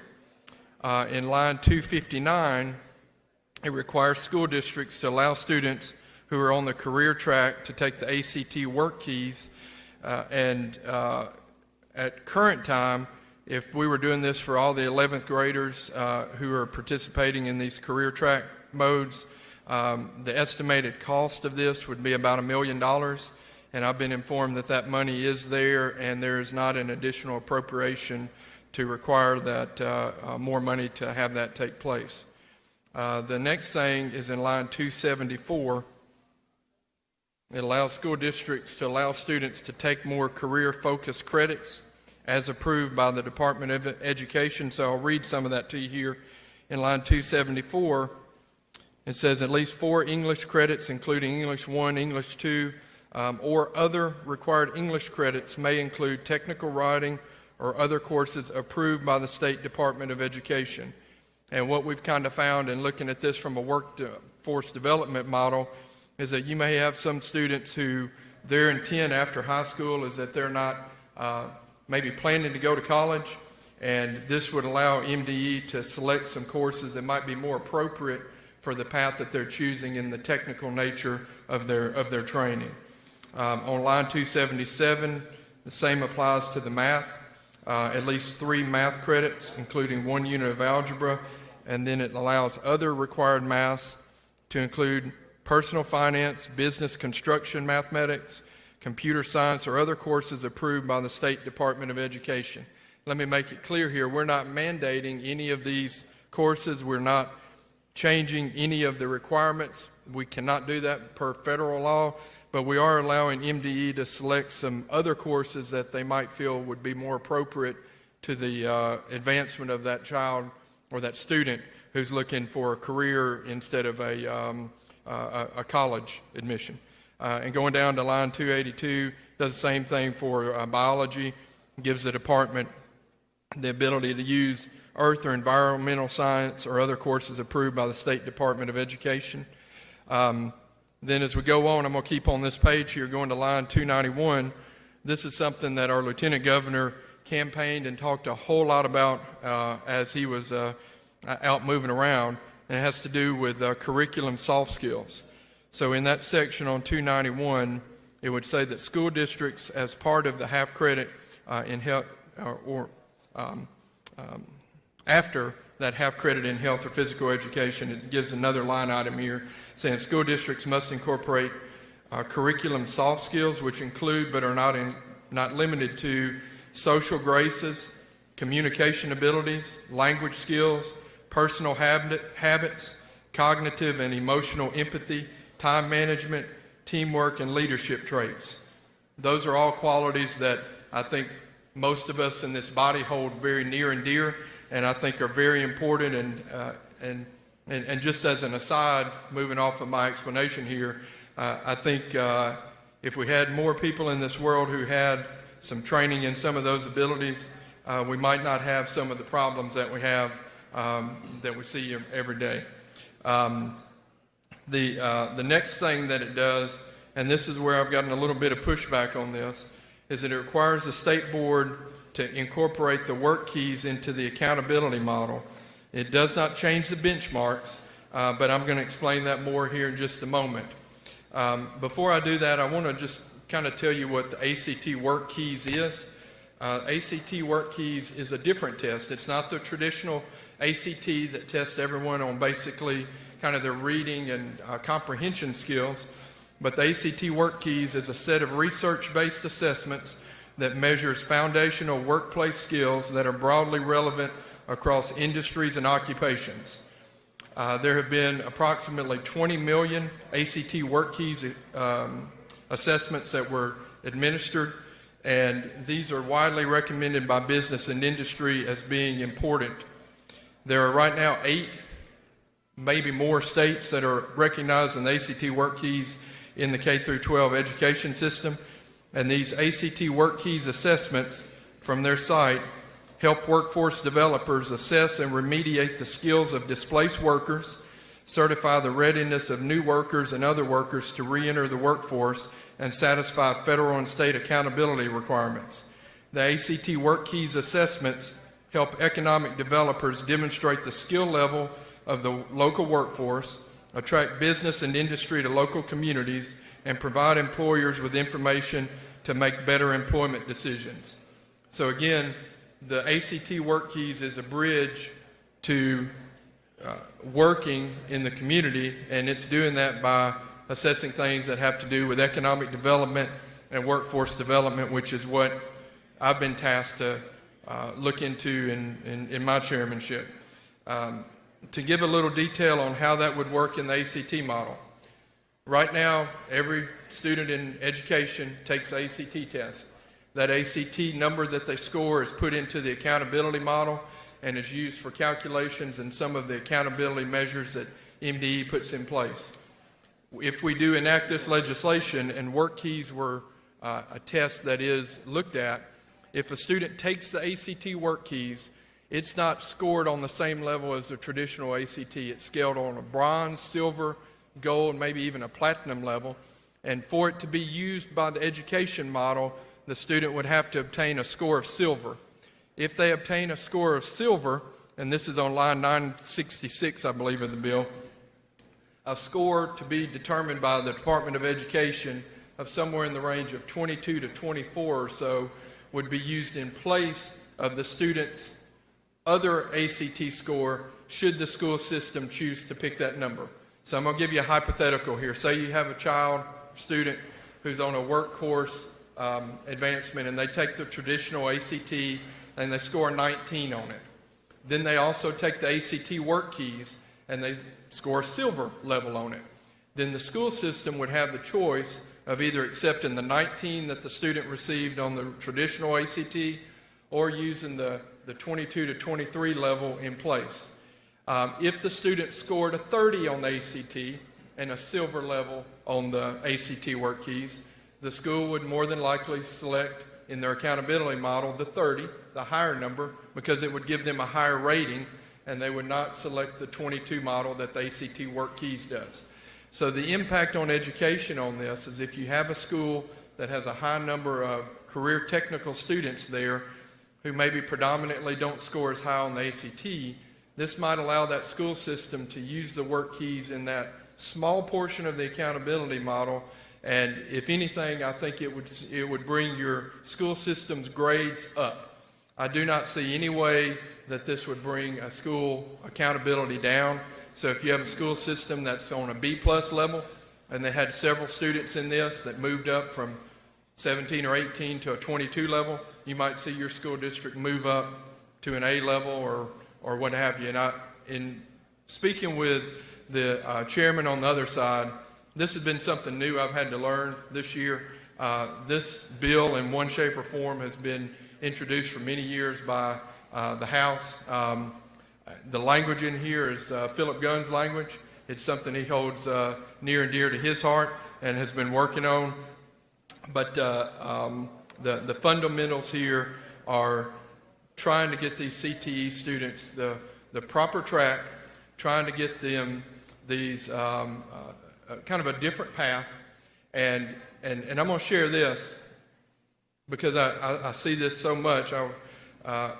Anytime we look at making any change to anything we do in this state, there's always pushback. There's pushback on this. There are people who say, we've just got our accountability model in order. We don't want to change anything about it. My comment on that is that this has been studied for many, many years now, and there has not been any action at all. I've had some pretty good conversations with our chair of education. He has gotten some feedback from MDE that there are parts of this that they're not comfortable with. I've made the commitment to continue to work with him on that, but I think we're sending a message by passage of this that our kids in school need things that are tailored to their needs. And by doing this, I think we can help the students out. So I'll be glad to answer any questions. Senator Wiggins. Senator Wiggins, did you have a question? Senator Wiggins, you have a question? Yes, thank you, Mr. President. Yield to Senator Wiggins? Absolutely. Senator Wiggins, you recognize. In this bill, there is something related to the work keys. You know what I'm talking about? Yes, sir. Okay, and I have, and I think others have received some back and forth based on what we're trying to do with the accountability model on that. And so can you please explain where that's headed and what we're trying to do? And then my concern is, are we lowering the standards? And I think when you were in sidebar there, I went through some of that, but I'll reiterate it here. I think if anything, we are raising standards in the career technical element. We are raising our schools up. And the hypothetical that I was explaining a moment ago is that every student will continue to take the ACT exactly like they're doing now. The school can continue to accept that number. But if they do have a student who takes ACT work keys as well, and that score, by producing a silver level of assessment, gives them a higher grade than what they received on the traditional ACT, the school then can use that silver level in place of the other one. I don't see that as lowering the standards. I see that as tailoring the standards to meet the needs of that student. And there's been a lot of conversation about this. There was some moves made in Washington in the last week or two, and those moves kind of for government hiring in Washington have moved to skills-based types of hiring instead of diploma-based. And I think after COVID now, we're going to have a number of people, and this is an aside talk here, who are trying to acquire new skills to move their careers forward because we're going to have some change out there. And I think this in our education system will allow some of the students to acquire some skills, take an assessment that's not the ACT, but that manufacturers and other business and industries recognize as a standard to kind of better qualify that. So I do not think that it is moving the standard down at all, Senator Wiggins. So in a way, whatever a district can choose what benefits them and their students the best. Is that right? Right. So if the student were to make higher than what the ACT work keys gives them on the traditional ACT, say they made a 30 on the ACT and they made a silver level or above on this work keys, the highest that they could accept on that is like a 22 to 24. The school would then accept the 30. So they could pick the two. So it's not going to bring them down. They wouldn't have to take a child who made, I keep using the word child. I wish I could make myself not say child and say student, but they would be able to still take the 30 and not have to use that 22. So it would not bring their number down at all, by my understanding. Okay, and last question. So this is not in any way negatively affecting the accountability models or anything like that, is it? The negative impact, as I see it, is change. And I've been fortunate. Well, yeah, but change can be positive, so. Change in general. Yeah, right. And I've been fortunate over my career. I do a lot of different things. One thing I do is I lecture to a lot of optometry and medical students. And one thing I particularly lecture to them about is the topic of change in government agencies. And one of the things that I've kind of found is that, in discussions on this, I'll often tell people that as you start talking with government agencies, they often will, sometimes they want to flatter you for having questions. They want to say, that's a great question, we need to look into that. But we often don't see any action on it. Sometimes they'll say, well, that's a good question, and we've been doing that for years. And that's one of the questions we've gotten on this, is that they've been looking into it for years. But a lot of times it's just at the end, it's just kind of a dodge moment to kind of push it down the road. You got to pull the trigger. You got to pull the trigger. I believe we need to pull the trigger. Yes, sir, Senator. Okay, thank you. Thank you for your question. Senator Hill, do you have a question? I'd like to speak at the proper time. At the proper time. Senator Butler. Senator Butler, you have a question. Question, Mr. Chairman. You yield, Senator Butler. Absolutely. Senator Butler, you're recognized. Thank you, Mr. Chairman. Thank you, Senator Parks, for your diligent effort and study on this. I think that's a good thing. And another thing, what age or what grade will the students be able to take this the WorkKeys test? It'll be an 11th grade assessment. 11th grade. 11th or 12th. I guess if they came into it in their senior year, they could take it in 12th, but it wouldn't be before the 11th grade. Thank you. Thank you, Senator. Senator Witherspoon, you have a question. Yes, sir, question. You yield, Senator Witherspoon. Absolutely. Senator Witherspoon. Thank you, Senator, for yielding. Would you agree that all children are not on an education track? I would agree that there are multiple tracks. I would go further to say, as the father of 4, I'm blessed to have one daughter who is the president of the Student Bar Association now over at Mississippi College of Law. I've got another son who still hasn't really decided what he wants to do. And I think if he had been moved onto a career technical type of track earlier on, he would be more decisive in where he wants to go. And so I think in our families, in our education system, and everything that we do, we should recognize the fact that children are on unique paths. Right, so that was my next question. So do you agree that this track will help with dropout prevention and help children to stay in school? It's my opinion that would be the case. Yes. Okay, my last question. Will these children receive the same diploma as the children on the education track? Right, and that's another good question, and I want to share one more thing on that. I went to a conference several years ago, and it was an education type of little breakout, and there was a gentleman there who was speaking from NASA, as somebody who'd been working at NASA for several years. He had graduated from high school, but he did not have a college degree. He did not have a junior college degree. What he had a book of certifications and achievements that he had made over many years of a CTE type of thing, where he said he had taken a course on welding, and he opened that book proudly in front of this group of us, said, I was certified in welding. He turned to the next one. Now, I'm certified in this type of business writing or whatever. And this is somebody who's working for NASA who did not get a college degree. And I think sometimes we, as a college graduate, more than one college graduate, I'm not downplaying at all the role of our colleges, because they are extremely important.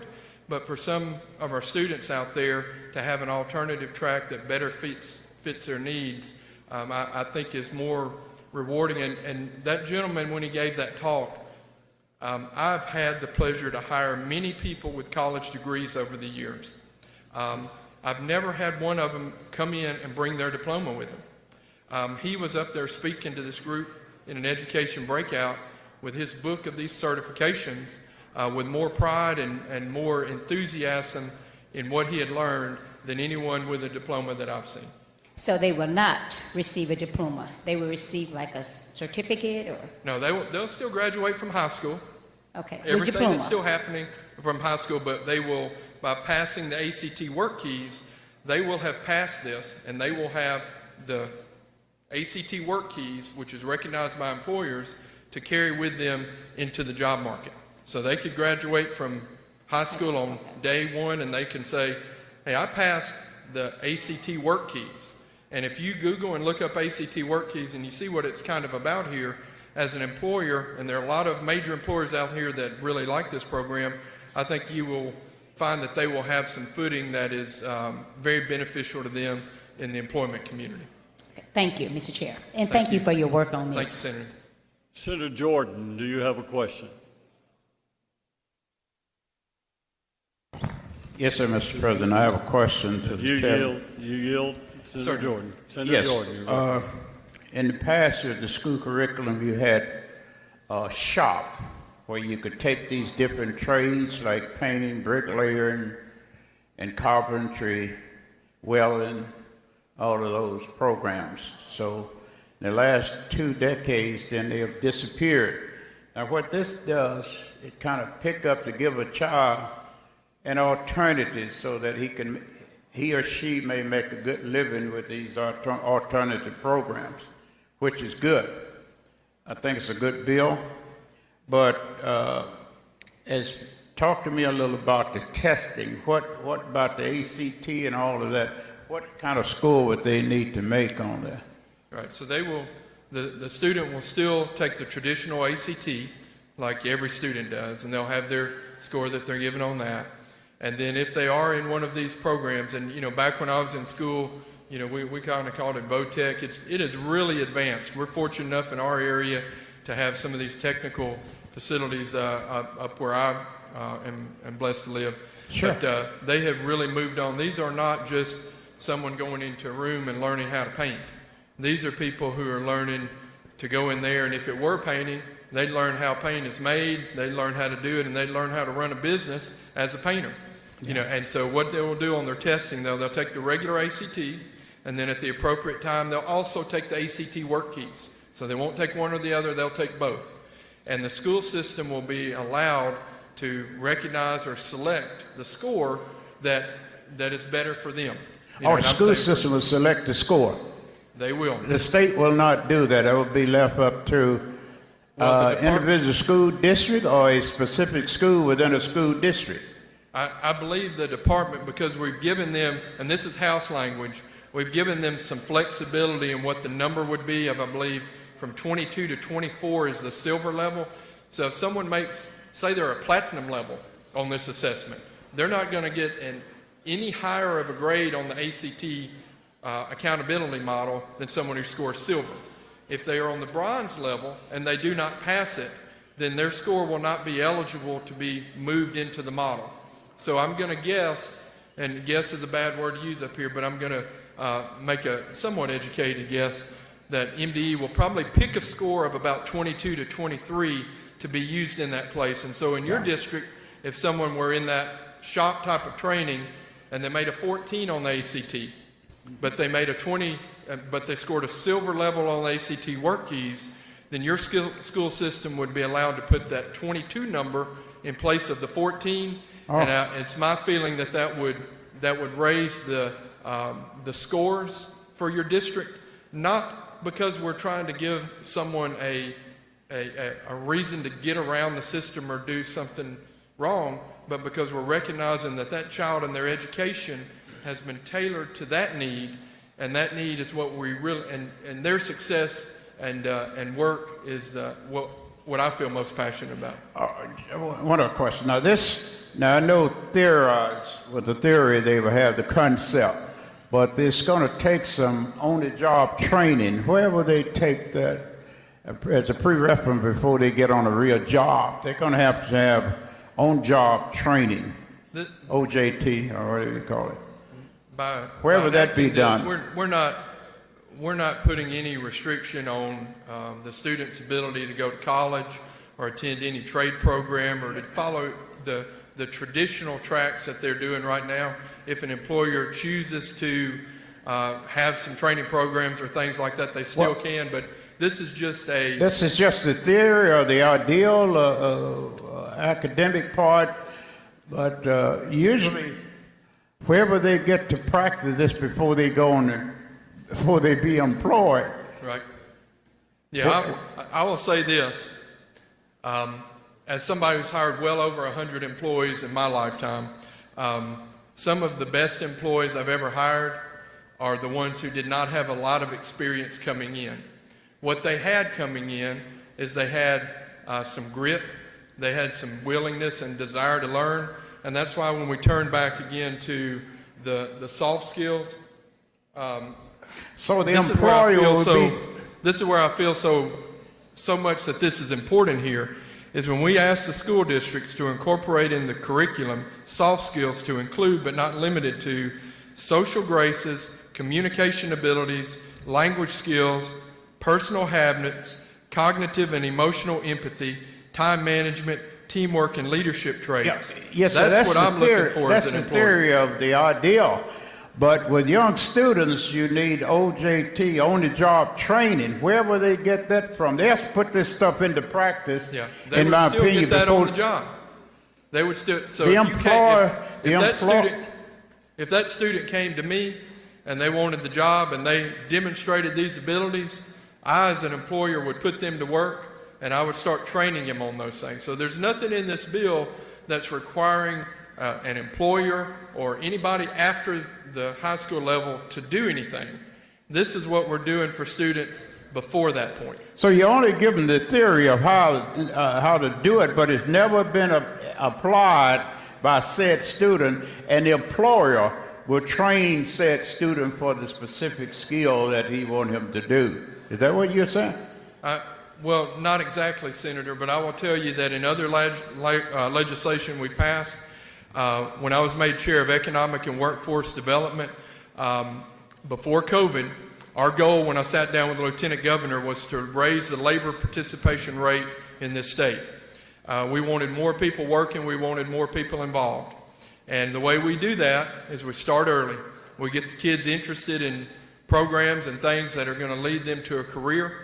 I've been troubled over the years with the number of students who go to college and don't graduate.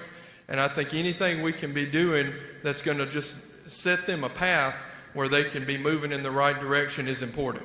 Well, I'm for the concept. I think it's a good concept. But I also would like to see some OJT before they go to the employer for employment. Because once they get some training, then the mistakes that they will make with the employer would not be made, because they may be the kind of person who may make many mistakes with the employer under different circumstances that he or she may already have if they have had some OJT training someplace. Right.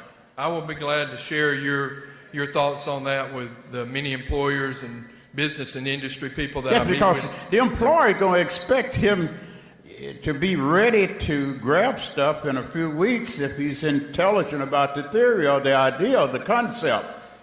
But that doesn't apply to every student who needs these services, and we desperately need people in these trades. Right. I thought maybe there would be 6 weeks of OJT, on-the-job training, so when he does go to said employer, he would be ready, basically. Right. And the employer will pick him up from there. But if the employer has to spend time training him, he just have the theory or the concept, right, it's going to be a little more difficult. And Senator, to Senator Witherspoon's point earlier, I think what we're trying to do here is recognize that each student is unique, and I'm hoping that our employers will do as you're suggesting and recognize that unique set of skill sets. Well, that's what I'm talking about, the uniqueness. Yes, sir. That each one have, and the learning skills may be not identical or the same. So OJT would really put him on better footing, in my opinion, to get that said job that that employer need, and the employer will have to spend less time training him. Yeah. Unfortunately, Senator, that's not what this bill deals with, but I do agree with you on your comments. Thank you. Thank you, Senator. Okay, seeing no further questions, at this time, you make a motion, Senator? I think Senator Hill wanted to speak. Oh, I'm sorry. Senator Hill, you recognized to speak.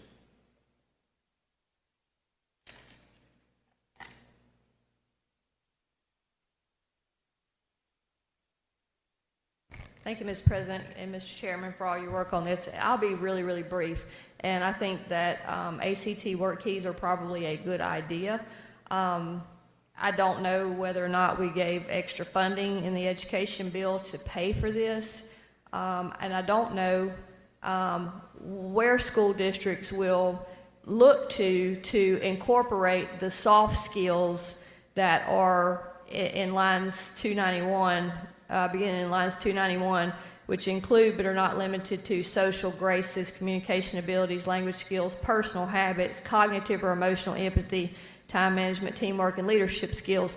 I guess my point is social graces, cognitive and emotional empathy, personal habits, what's appropriate for one family, parents may not deem appropriate for another family. So we're putting some, in my opinion, some very vague language in here that school districts must incorporate these type of things into their curriculum. And, you know, a lot of these things, in my opinion, should be left up to the parents. And I don't know what social graces are. I don't know who bases what that means or what's appropriate. One school district to another. Will there be any kind of uniformity, or will it be just left up to the school districts? I don't know. But it looks like we're putting some very vague language in here. I don't know what personal habits I want school districts teaching my grandson. I don't know what social graces I want school districts teaching my grandson. I don't know what type of cognitive or emotional empathy to what or whom that I want school districts teaching my grandson. It just looks like we're going way too far in some social things and bringing it in, when I'm more concerned about a high school student being able to make change. Yeah, we do need to teach them how to use a checkbook and make change, and maybe that's some of the language that we should have had in here, is teach them how to make change, teach them how to balance a checkbook, teach them how to calculate wages, things like that. Just really concerned about getting into some vague language as to what it may or may not mean in the school districts. And I also want to mention we have a huge testing contract in this state that's cost $110 million over 20 years. And during that fight, when we were trying to get a testing instrument for the school districts, ACT was trying to get in there, and I was trying to help ACT get in there, but Questar got the contract. So now seems as if we've got both Questar and now we're bringing ACT in here, and it feels like we need to figure out which direction we want to go instead of just in all different directions. Appreciate your time. Thank you. Senator Barr, did you have a question of Senator Hill? I did, Mr. President. Senator Hill, would you like to take a question? Senator Barr, you're recognized to ask a question. No, I yield. Thank you. Oh, she yields the podium, Senator Barr. Senator Bryan, you wish to speak? You're recognized.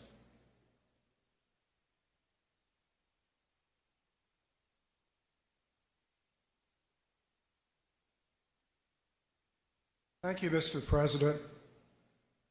I have a number of concerns about this bill, not the least of which is it seems to me that it involves a number of highly technical areas dealing with education and with the accountability standards, and I was not aware that was being considered.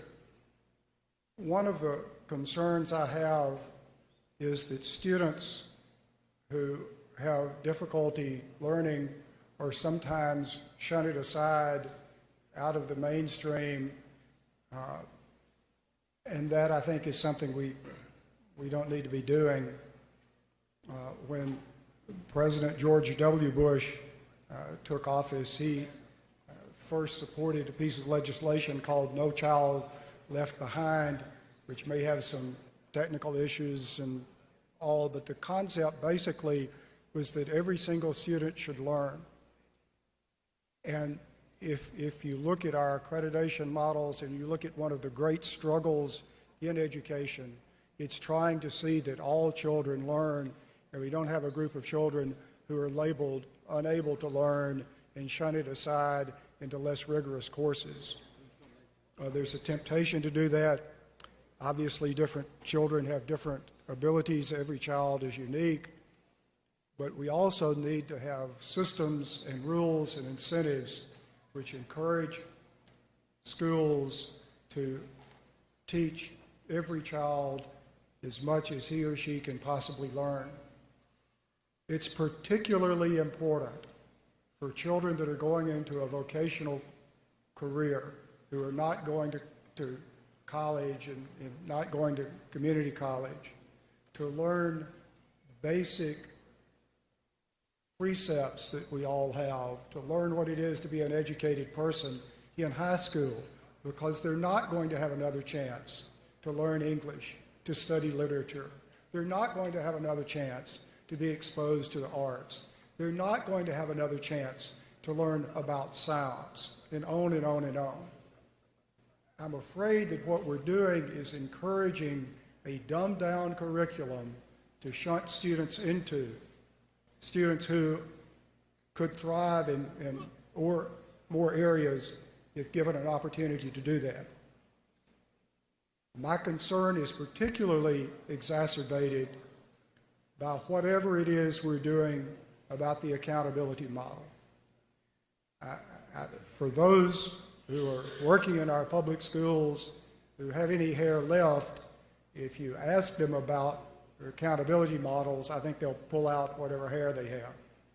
The ongoing, constant changing of accountability models is driving them all to distraction. And the models that they have and use produce results which are absurd on their face.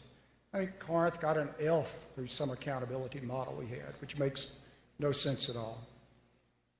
I don't know what we're going to do about accountability models in the coming school year, except basically to suspend them.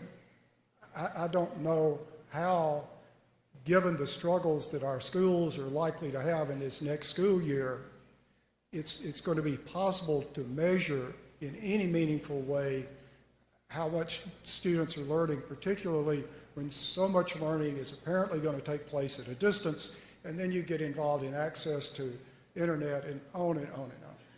So it seems to me this is a particularly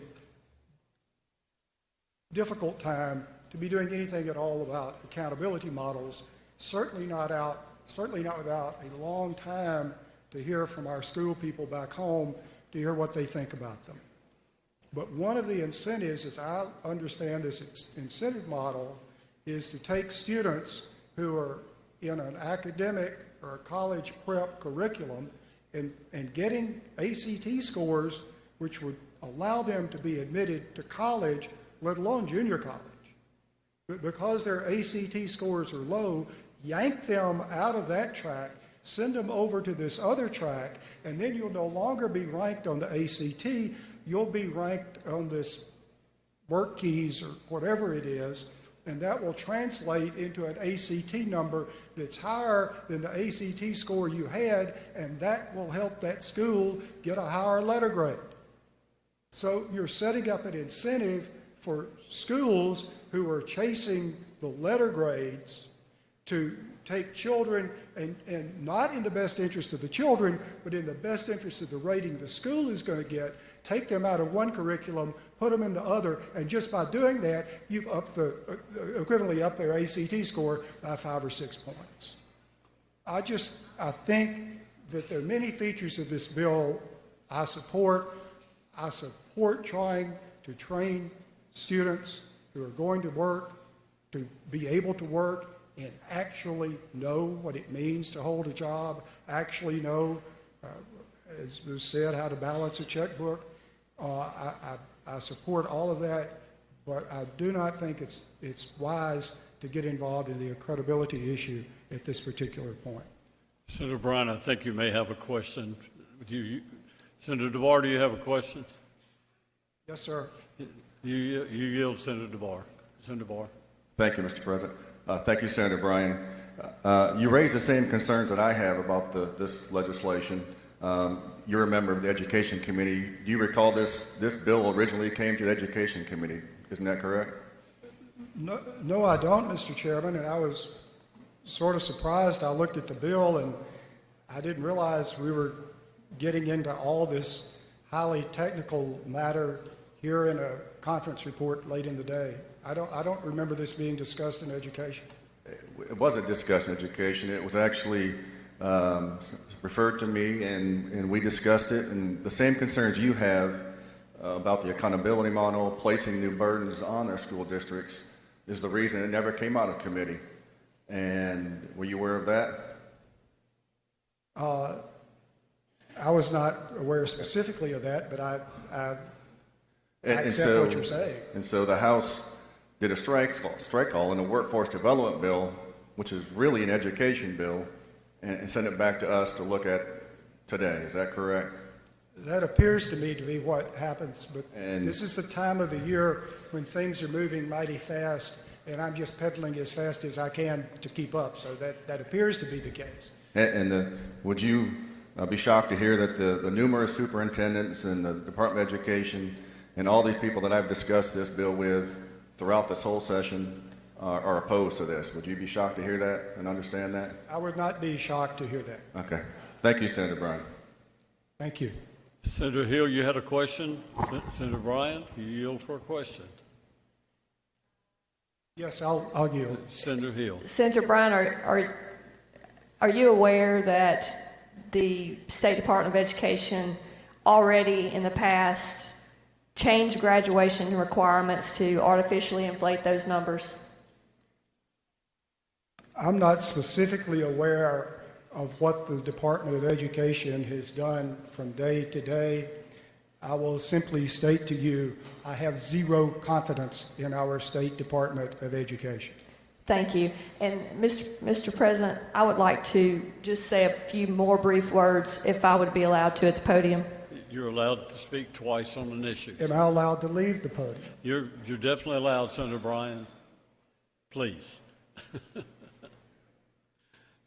Thank you. And again, I'll try to be brief. I share the same concerns that Senator DeBar has expressed here and Senator Bryan has expressed here.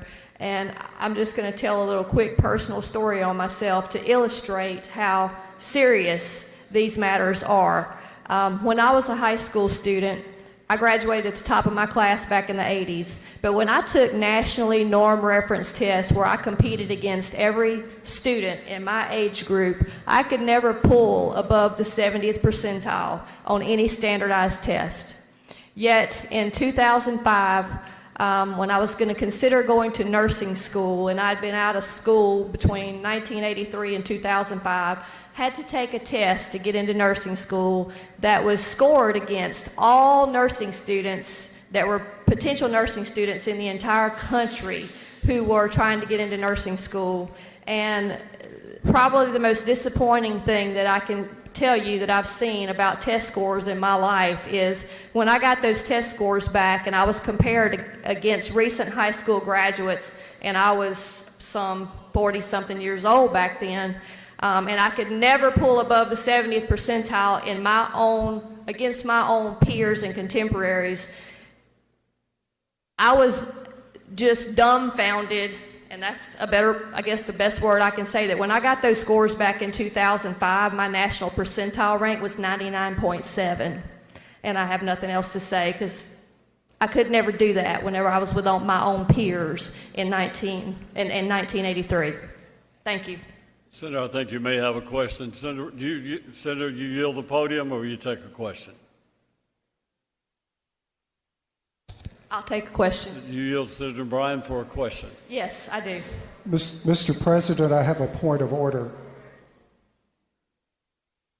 State your point of order. I make the point of order that the conference report is not properly before the Senate. The conference report contains a code section which was not in the bill as it left the House, not in the bill as it left its Senate, and our joint rules state that such a conference report is out of order, and a point of order that the conference report is not in order shall be sustained, and the bill shall be returned to conference. Hold on. Thank you, Senator Bryan. Hold on a second.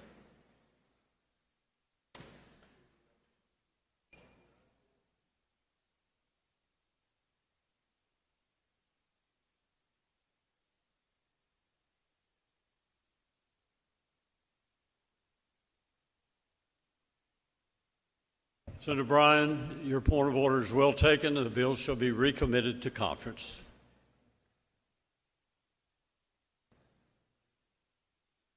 Okay. Now we'll go to the next item. Is item 59, correction, Senator Barnett. Pass and retain. Number 60, Senator Doty. 61 is election, Senator Branning. Thank you, Mr. President. I'd like to go to that item and have the title read, please. Please read the title. House Bill number 1521, absentee ballots, provides procedures and timeline for mailing to voter and receiving from voter. Senator Branning. Thank you, Mr. President. This bill, if you'll remember, we dealt with earlier in session, had two basic purposes. Number one, it provides relief from the O'Neill case, and in that we are saying that the absentee ballots received by mail must be postmarked on or before the day of the election and received by the registrar no more than 5 business days. Also provides that anyone voting absentee in the general or special can receive an absentee ballot in the runoff when they check the box on the application. And it also provides relief for COVID concerns during voting. Anyone under a physician-ordered quarantine or caring for a dependent will be able to vote absentee by mail. And in conference, we did remove the state of emergency language just to reference any election this year from July 1 through the end of the year, just for clarity. A couple of other changes in the conference report. We added the ballot envelope requirement back for in-person absentee voting. That was due to concerns for any contested elections. Certainly want anybody to be able to have the evidence needed to make sure that the elections there are proper. And I mentioned earlier, the bill that came out on the floor had an opt-out requirement for receiving an absentee ballot for runoffs. This is actually puts the language for opt-in. We think that's probably a little more clear. It's more of a natural, I think, event for someone to check the box when they want to receive. So that seems to be a little more clear for the voters. There was an amendment made to the bill that removed the signature on the flap. That language was added back in conference, and I'd like to bring your attention to lines 188 and 277. The COVID excuse language has been cleaned up to read more clearly, and it just states that some of the excuses to vote absentee include a physician-imposed quarantine due to COVID during the year 2020. So I think that's a lot easier for people to understand, or if you're caring for a dependent. Now, I'll bring to your attention, we did remove the language that allowed anyone with that general concern for COVID to vote in person absentee. And those are the major changes in the conference report, and I'm happy to yield for questions. Senator Blunt, do you have a question? Thank you, Mr. President. I do not have a question, but I would like to speak on the bill. At the proper time. Seeing no questions, Senator Blunt? Do what? Oh, I'm sorry, we do have one question. Senator Bryan, when I looked at, didn't show anyone. You yield, Senator Bryan, for a question? I do not yield. Does not yield, Senator Bryan.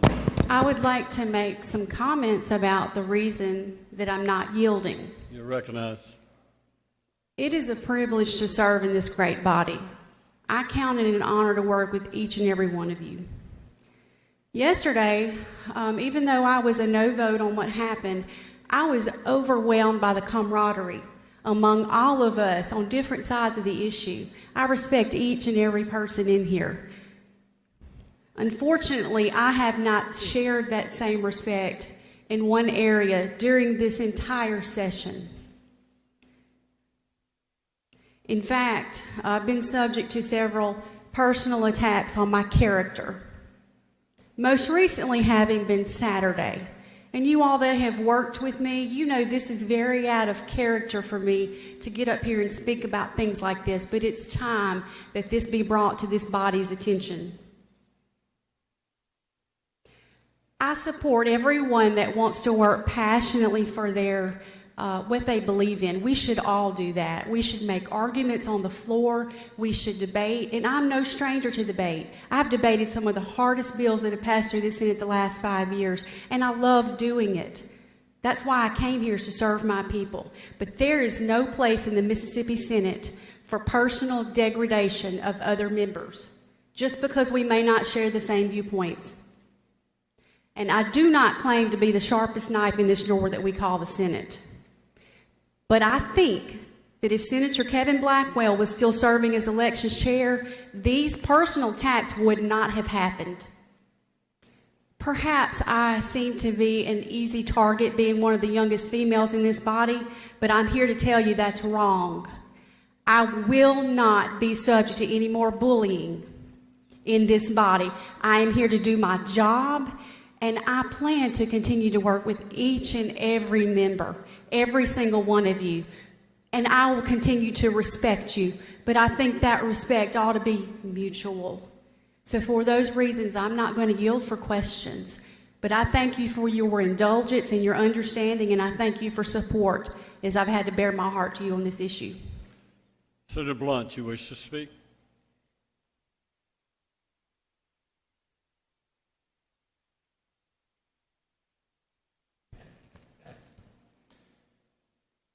This has been an emotional week for all of us. And I want to say, I know we've been under tremendous strain this week, and I knew from the time that this conference report was filed, I was going to have to speak on it. And I'm going to limit my response to the conference report itself. I want to say, when this bill was first filed, back in January, Senator Branning was very generous with me. She spent a lot of time with me and Senator Tate, the vice chair. We sat down, we talked about it, we met about it. She shared drafts with me. I shared drafts with her on what I thought this bill needed to do. She included me from the very beginning, and I appreciate it. I offered an amendment on the floor. When we dealt with this bill earlier, the amendment failed, and I voted for the bill because I want to do something to improve elections in Mississippi. It's something I'm passionate about. I know many of you are too. But I can't support this conference report, and I'm going to limit my remarks to my problems with the conference report, and I'm going to ask you to vote against it. Again, I appreciate the chair and her involving me in the process, and we're on a different side on this, but I want to tell you why I'm on the side that I'm on, and then ask you to vote the way you think you need to vote. Again, this is a tough. We're all just overwhelmed. I know I had a hard time sleeping last night, wherever you voted yesterday. It almost seemed like yesterday we should have gone home, but we've got work to do, and I'm going to try to play to the sound of the whistle and do it. And I'm going to talk about this conference report. At the very beginning of this process, Senator Branning and Senator Tate and others and I were talking about this. We had two issues that we wanted to deal with. Well, no, three, excuse me. One is to respond to the federal court. And this conference report responds to the federal court. Senator Branning told you that. To deal with a little bit of extra time for mailed ballots to be received, and to deal with the difficulty, yea, the impossibility of voting at runoff in an absentee by mail situation. You know, many people who wanted to vote just a year or two ago in the runoff election for the United States Senate were unable to do so because of our onerous absentee voting by mail requirements. And this conference report fixes two of those questions. But in doing so, it hews to the long-established precedent of Mississippi only fixing our election laws when we've been hauled into federal court and forced to fix them. So we're responding to those two things, and we're fixing those two things, and they're minor and they're positive. The other two things that we were faced with is this. We need to change our elections process in Mississippi to make it more user-friendly for our citizens, generally, all the time.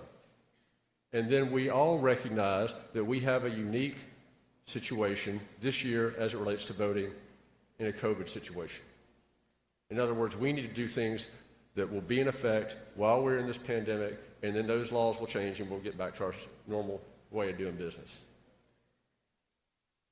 In my opinion, the way this conference report addresses those two problems, the general difficulty of voting in Mississippi and the situation that we're faced with at COVID, just don't meet the test.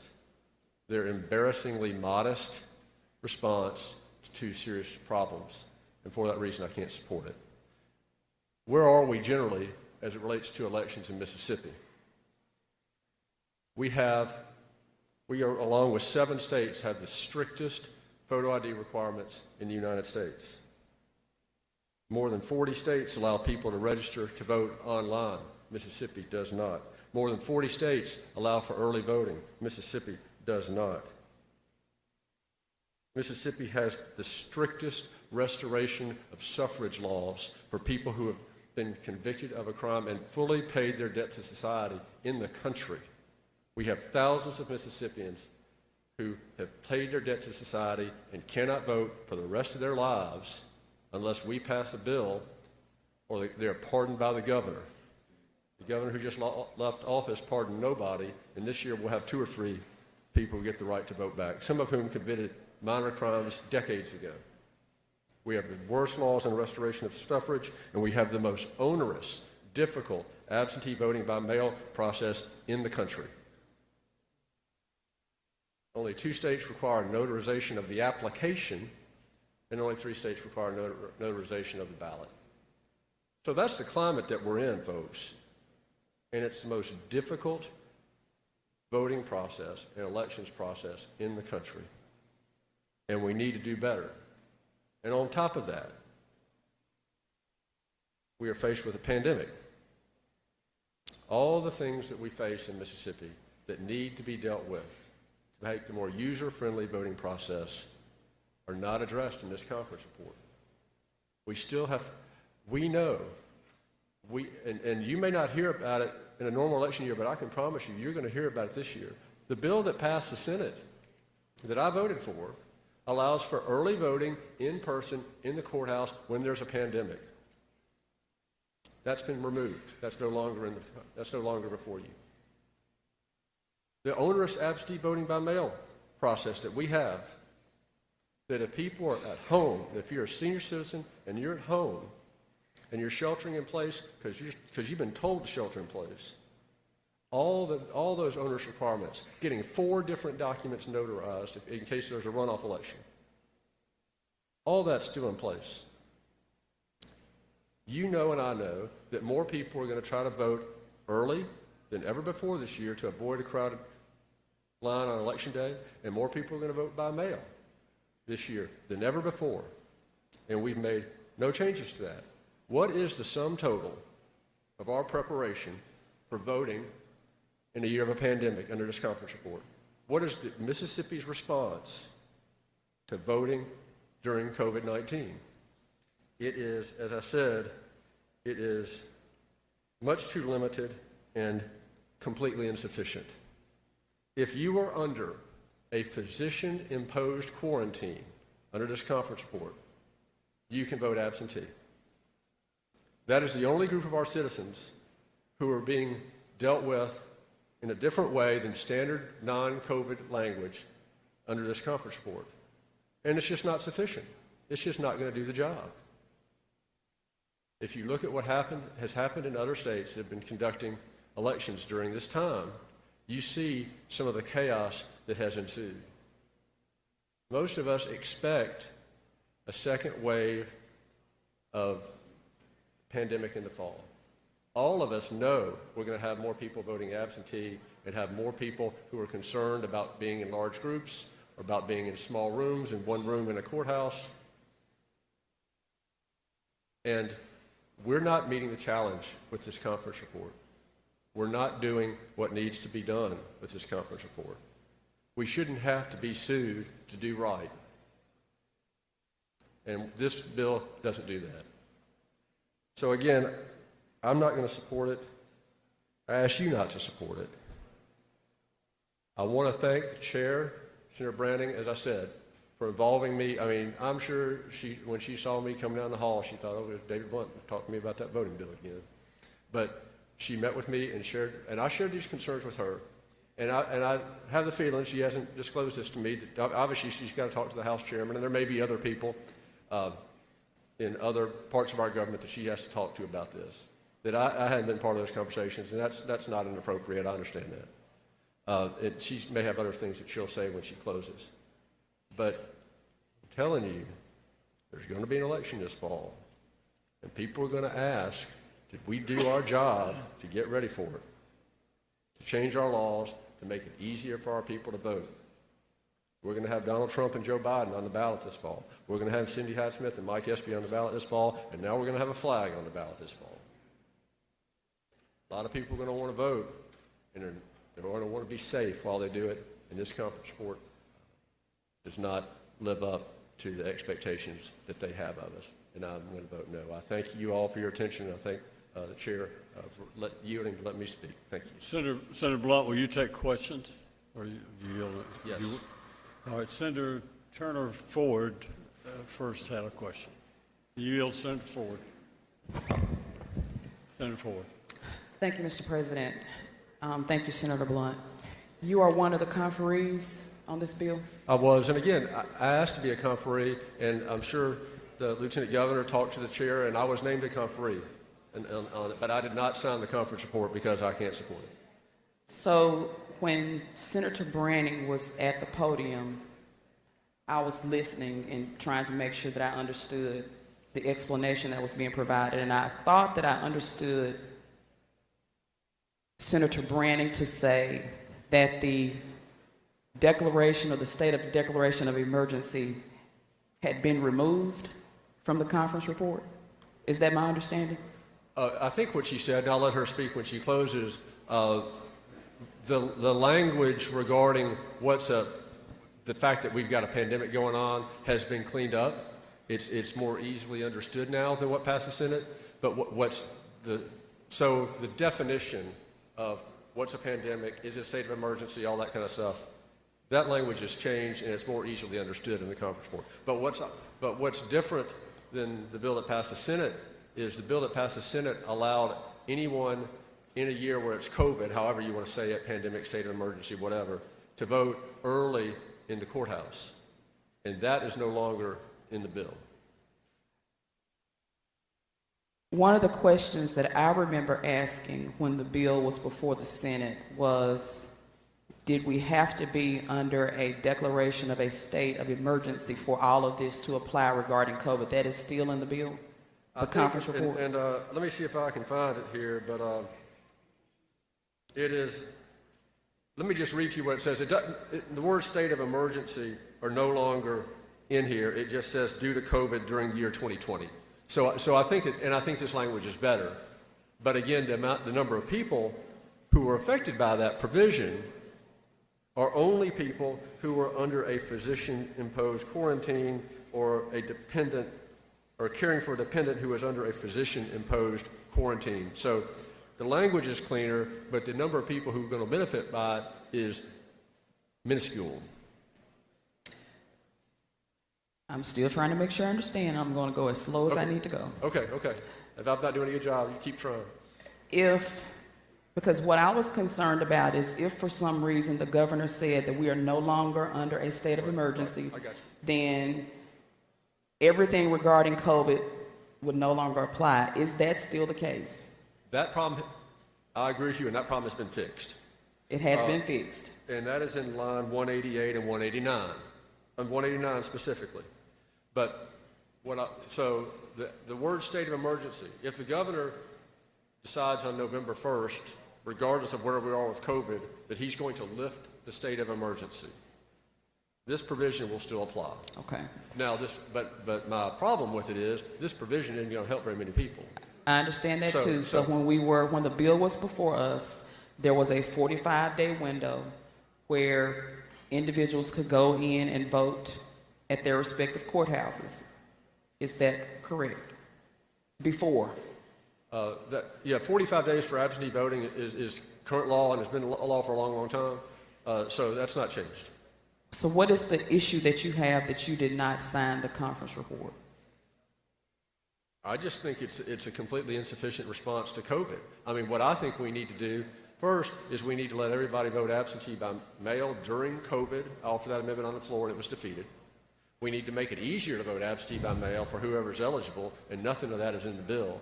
And then the bill that passed the Senate did say that if you're concerned about COVID, and this was the state of emergency language, but if you're concerned about COVID, you can at least go vote early. Any citizen who's qualified to vote can go vote early in the courthouse. And that's been taken out.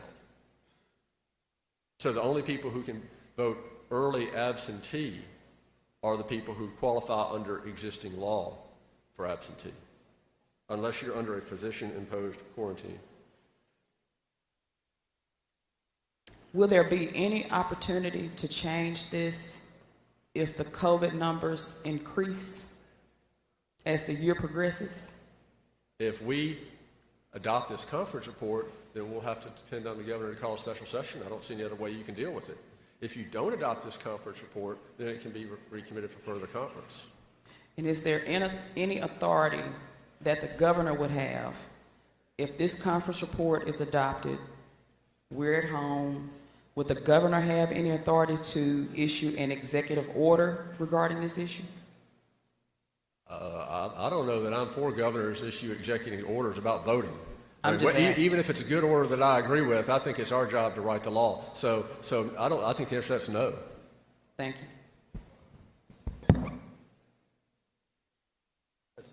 Okay, we have more questions. Senator Jordan, you have a question? Yes, sir. You yield, Senator President. Jordan. Yes, sir. Senator Jordan, you recognize. Senator Blunt, what has been the history of voter fraud by absentee balloting in the state of Mississippi? Have we had a history of significant voter fraud by voting absentee in this state that you know of? No, I think there have been some cases, and I think anybody would tell you, when we debated voter ID for years and years and years in here, everybody knows that the fraud that does occur is through the absentee voting by mail process. That, the idea of voter impersonation at the polling place or in the circuit clerk's office, I always believe was a fiction. But voter fraud by mail has occurred, and it's a problem. And so, but we also have a difficult... I have reference to Mississippi. I'm not talking about any other states. I'm talking about this state. There may be a handful of cases, but I could count them on one hand. I can't give you big numbers. But there is no history showing that anywhere that I know of. I was wondering if you knew of some that where it would show by voting absentee there have been extremely large amount of voter fraud reference to this state. I am sure there have been cases of voter fraud. I mean significant numbers. But I do not consider them to be significant. Yes, sir. So voting ought to be, in your opinion, open for participation due to the epidemic that we have had, the COVID-19. I think we have to change the way we conduct elections during this pandemic year. I think the standard, usual way of doing business is not going to be sufficient. And I think that the way to do that is to make changes that would only be in effect during a virus. And then if there's not a virus, then we can get back to and discuss whether that needs to be permanent or not. Okay, but that is not being done. That was not included in the conference report. Is the way I read it, and the chair will correct me if I'm misreading it, is the only thing that is specific to COVID is we're adding people who are under a physician-imposed quarantine or someone caring for someone under a physician-imposed quarantine to the list of people who are eligible to vote absentee.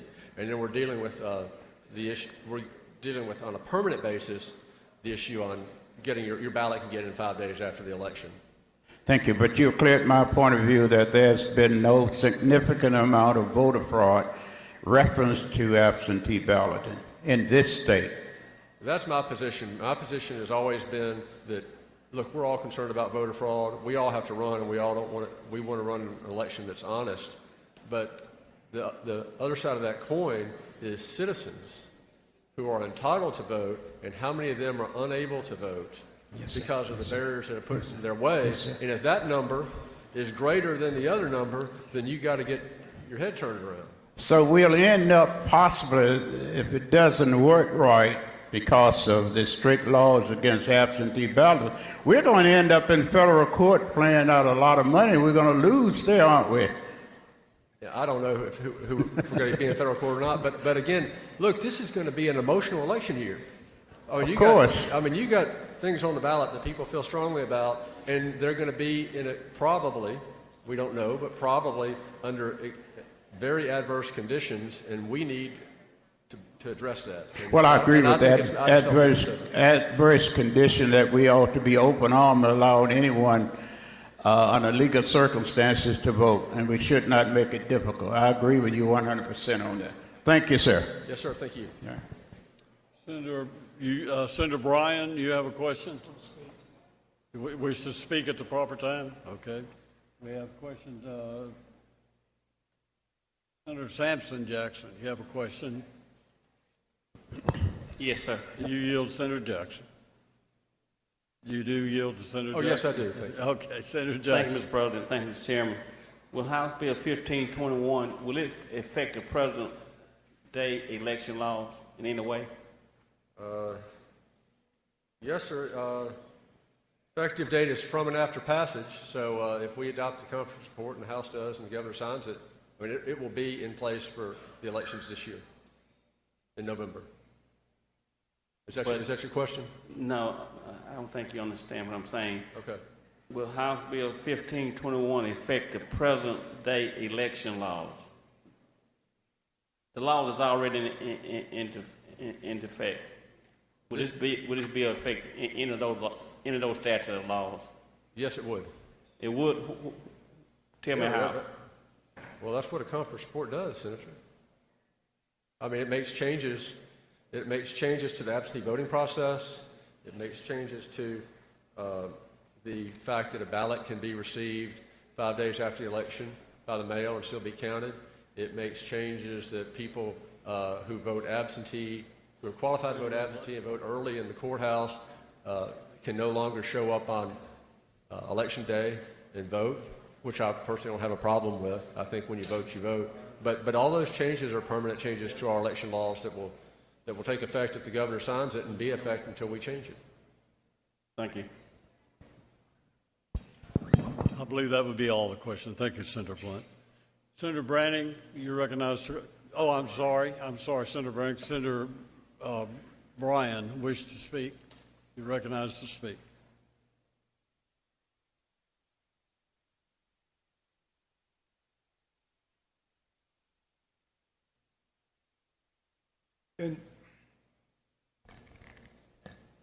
In Sunday school, we studied the story of Jesus throwing the money changers out of the temple. And over the years, I remember discussions about whether or not Jesus was mad and whether it was possible, being divine, it would be possible for him to be mad. And I have heard the phrase that he was full of righteous indignation. That all seems to be sort of a discussion about how many angels can dance on the head of a pin, but I think Jesus was upset when he saw what had become of the temple. When I saw the conference report, I was upset, I was mad, I was furious. I'm still mad, upset, and furious about the conference report. And I found the chairman and I told her I was furious about the conference report, and I still am. I certainly didn't mean to make any personal comments, and if she took it that way, I apologize. I do not apologize for being passionate about the right of people in a democracy to vote. There's no right you can have Your freedom of worship, your freedom of expression, those are in a different category. But as far as a political right, the right to vote is the most precious thing that you can have.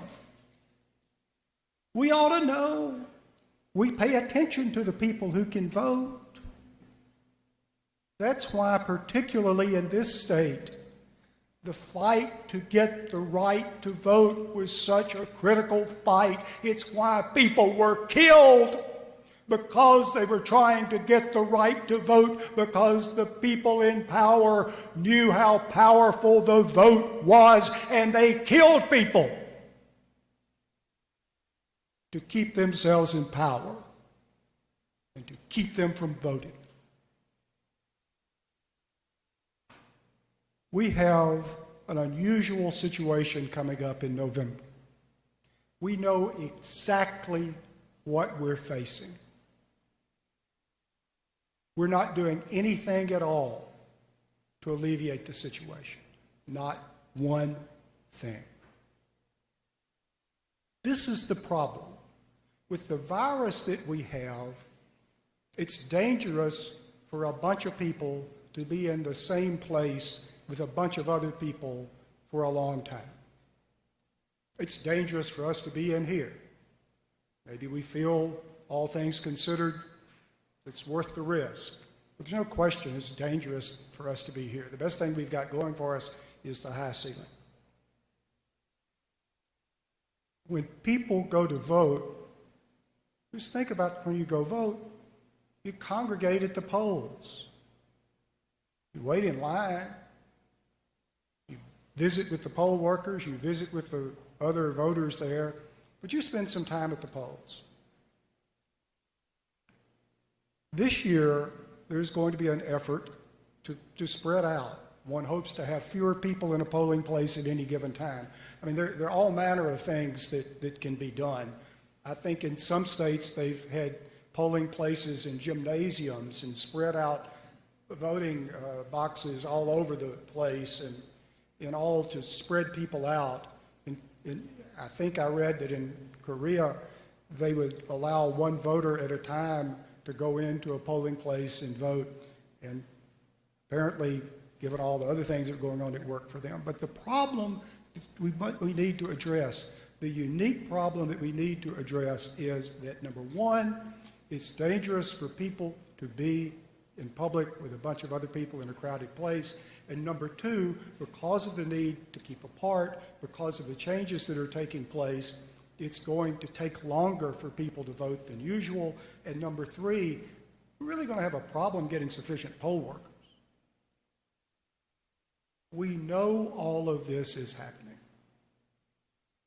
Even under existing law, one of the things individuals can do is vote by mail. I'm not carried away with voting by mail. I think it's got all manner of problems. One of the problems is the ballot and the voter get together somewhere away from the polling place. That's an invitation to mischief. And there are cases, there have been recent cases of people, the word is said, harvesting absentee ballots. In the old days, the joke was following the postman around. But particularly in races in small districts, where a handful of ballots will make a difference, there is the concern of individuals in very small districts chasing after individual absentee ballots. In a statewide election, that's not really practical. But nevertheless, it's a cumbersome process. You've got to apply for the thing. You've got to get the thing. You've got to sign everything. You've got to sign it in the right place. You've got to mail it in and on and on and on. And then when the ballot gets to the courthouse where the election officials have to deal with it, they've got to look at the ballot. They've got to look at the signature. They've got to look at where the signature is. They've got to look at the notary. They've got to look at all these things. And they take the ballot out and put it over here and count it. That is terribly, terribly time consuming. That means we're going to wind up like a lot of other states and not know the outcome of the election for a long period after Election Day. I think that's a bad idea. I think it encourages questioning about the validity of the voting process. In my opinion, anything that can be done to reduce the number of mail-in ballots and increase voting in person, where the voter takes the ballot and drops it in the box, and then it's counted. It's much quicker to count, and it's much more secure. So my idea is not to enhance absentee voting, mail-in voting, and we're going to have more mail-in voting simply because there are going to be more people under existing law take advantage of it because they don't want to go to the polling place. But my thought would be to give an opportunity for more people to vote at the clerk's office or at some site under some regulations. It's been suggested city clerk's offices somewhere. Under the same circumstances, one would vote at the clerk's office. I've asked if it was possible to do this. I was told, yes, it's possible under existing law. I asked, well, so that it's clear that we can do this, can we put a sentence in the bill saying this is clear? No, the chairman was having nothing of that. We couldn't put in the bill something which was said to be existing law. And now, as I read the conference report, there's a specific provision about voting in the clerk's office, and I don't know if this is an attempt to further restrict what it is said can be done under existing law. I cannot imagine how it helps anybody, anywhere, to have any ambiguity in what the law is and what the rules are. But I don't know. But if one wishes to vote in the clerk's office, that in and of itself is a very limiting proposition for people who don't live near the clerk's office. And you can live at Smithville and be half an hour from the county seat in Aberdeen. So if you want to vote at the clerk's office, you have to drive half an hour, vote, and drive half an hour coming back. It's a terribly burdensome thing. Monroe County is not the only county like that. If you live in Olive Branch and you want to vote in the clerk's office, you can drive from Olive Branch down to Hernando to the one place, I guess, I don't know, that you're allowed to vote, turn around and drive back to Olive Branch. Why wouldn't a simple thing be for this election to let folks in Olive Branch vote at the Olive Branch City Hall? Or some restriction. I don't care what the restrictions are. My point is that we need more in-person voting at this particular election, and the existing situation where you can drive to the clerk's office is not satisfactory. The other thing that takes place is you're trading a crowd of people at the polling place for a crowd of people at the clerk's office. Are we now going to have these huge lines out in front of the clerk's office for the people who did drive there to vote, waiting to vote? It's also unnecessary. And we see that this is happening. It's not something that's unknown. We've had experience of other states to see what happened. We know it's been explained painfully over and over what's going to happen. And for the life of me, I can't see why we're not concerned about it. This is particularly troublesome this year because in thinking through this, I don't know of any election in Mississippi in November that's got everybody all tore up that you wouldn't want to make it easy to vote in November. And now that this flag referendum is going to be in there, there is going to be a huge turnout. I remember reading in other states where, because of this situation, among other problems, folks are standing in line for hours. In Texas, they had a polling place that stayed open till midnight because of people in line to vote because of the slow process. All of this is coming. So the most minute little things that I've suggested have been rejected. Something as simple as this. If it's 6:45 in the morning and everybody is standing around at the polls, because as a practical matter, there are a bunch of people that go vote at 7. Why wouldn't you let the people there, if the manager and everybody's ready, 5, 10, 15 minutes before 7, go ahead and start voting to get those people in and out to reduce the crowd there at the polling place. And if there's any problem with the machines, because there's always some problem somewhere with something, you find out about it a little bit earlier perhaps. Can't do that. We had a provision in the bill as it left the Senate, which was going to say those who were afraid of going to the polls because they didn't want to catch something would be allowed to vote absentee. They can't do that under this bill. They can't even go down to the clerk's office and vote in person. I can't imagine what the concern is about that. The opportunities for fraud by having a mail-in ballot mailed out and returned are much greater than any opportunity for fraud by somebody going and putting an X on something down at the clerk's office.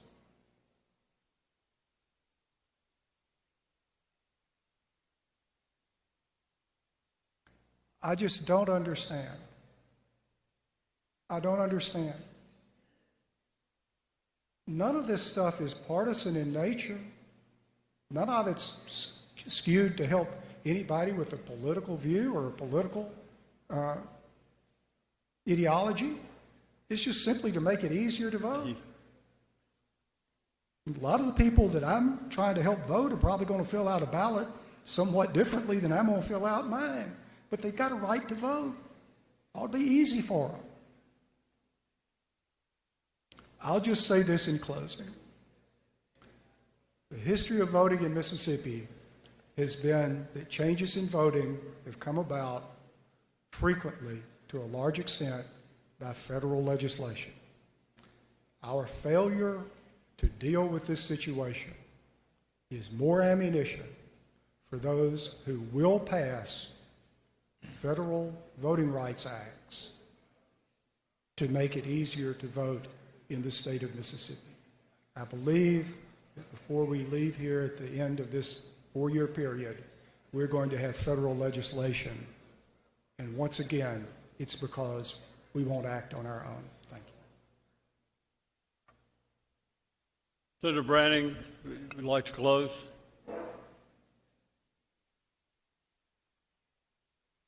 Move final adoption on the morning roll call. Senator requests use the morning roll call for final passage. Anyone object to this procedure? Senator, okay, we have several objections. We need to call the roll. Mr. Clerk, call the roll.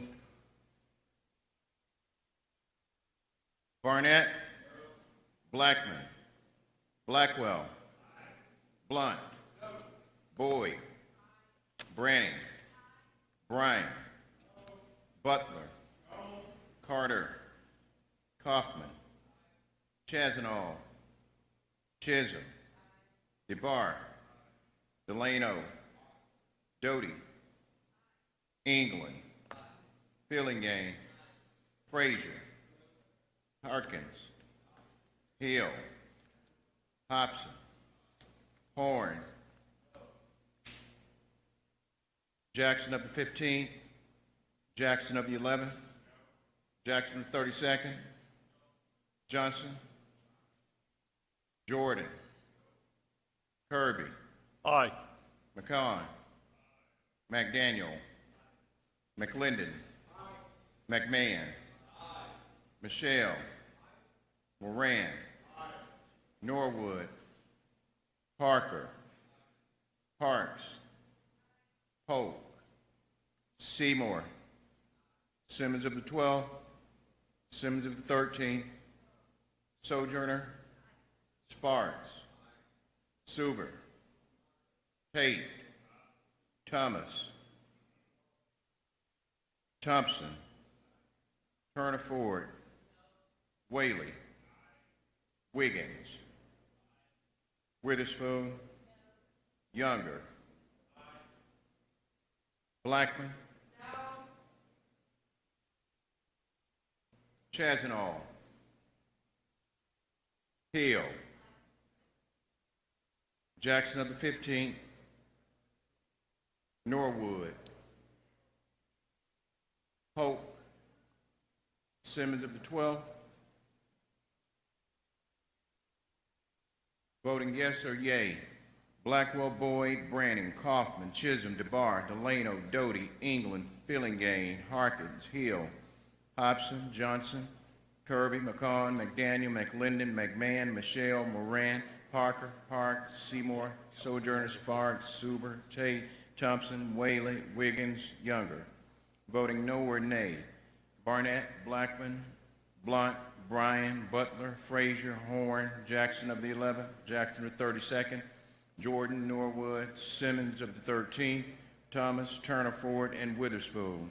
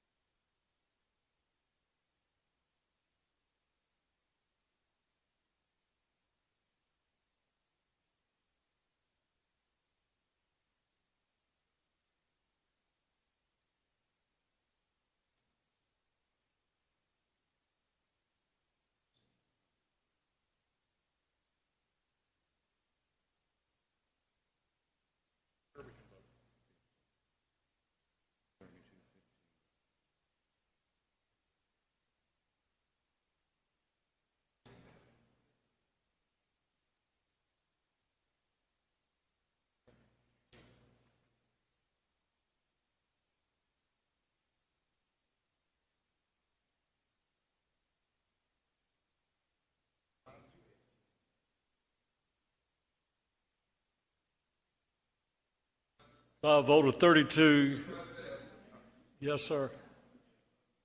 To the vote. Yes. Yes, sir. I'd like to announce a pair. You're recognized. If Senator Derek Simmons would hear, he'd vote no, and I vote aye. Okay, Senator Norwood, Yeah, Mr. President. you're recognized. Senator Carter was here. He would vote aye. I vote no.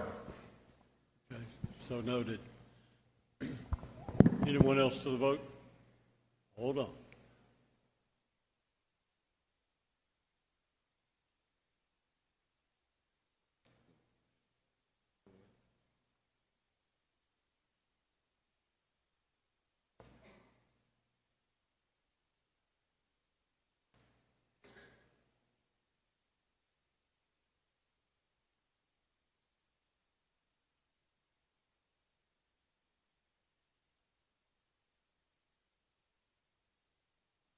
Okay, the bill is passed by a vote of 31 ayes and 14 noes. Now, what the plan is here, Senator Hobson's going to bring up two quick bills, and then we'll have announcements. Senator Hobson. Thank you, Mr. President. I move to suspend the rules for immediate consideration of item 29, Senate Bill 2929, which it was item number 74 on the June 27 calendar pertaining to the Alcorn State Ag programs. Senator Hobson moves to suspend the rules. Any objections? Senator Hobson. June 27 calendar, number 74. All in favor of suspending the rules say aye. All opposed no. Senator Hobson. Thank you, Mr. President. Now I move that we reconsider the vote by which Senate Bill 2929 passed the Senate, or the conference report passed the Senate. Senator Hobson moves to reconsider the vote by which 2929 passed the Senate. All in favor say aye. Aye. All opposed no. Senator Hobson. Thank you. Now I move that we recommit Senate Bill 2929 for further conference. Senator Hobson moves to recommit Senate Bill 2929 for further conference. All in favor say aye. Aye. All opposed no. The bill's been recommitted. The ayes have it. Thank you, Mr. President. Now I ask that we suspend the rules for the consideration of item 22 on today's calendar, the appropriation for the Department of Finance and Administration. Senator Hobson moves that we suspend the rules on item 22. Any objection? All in favor say aye. Aye. All opposed, no. Senator Hobson. I move that we reconsider the vote by which item 22 passed the Senate chamber this morning. Senator Hobson moves that we reconsider the vote by which item 22 passed this morning. All in favor say aye. Aye. All opposed, no. The ayes have it. Senator Hobson. Now I move that we recommit item Senate Bill 2969 for further study. Senator Hobson moves that we recommit Senate Bill number 2969 for further study. All in favor say aye. Aye. All opposed, no. The ayes have it. The bill is recommitted. Now for announcements. Senator Michelle. Thank you, Mr. President. I'd like to call a meeting of the Rules Committee 5 minutes after recess in the Pro Tem's office. Thank you, Thank you, Senator Michelle. Senator Horn for announcements. All right, thank you, Mr. President. When the Senate adjourns today, I'd like to ask that it do so in memory of Tunis Collar. He was a 4-year-old from my district who passed away at home on June 21st. Okay. So noted. Senator Samson Jackson. Thank you, Mr. President. When the Senate adjourns today, I move that it join in 4 different individuals: Gladys Neely Gordon, Wilbert Brooks Jackson, Jerry Hickman, and Marceline Steele. Thank you, Senator Jackson. Senator Tate. Mr. President, I move the Senate stand in recess until 2:29 p.m. Before we vote, 2:29. Before we vote, I would like for Senator Butler. I missed him. Senator Butler. Thank you, Mr. Chairman. Mr. Chairman, adjourn in memory. When the Senate adjourned today, I would like them to adjourn in memory of Marcus Jones of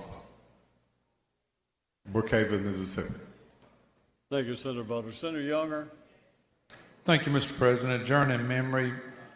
Okay.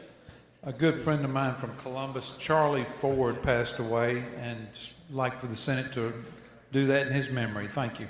Thank you. And we have Senator Sparks.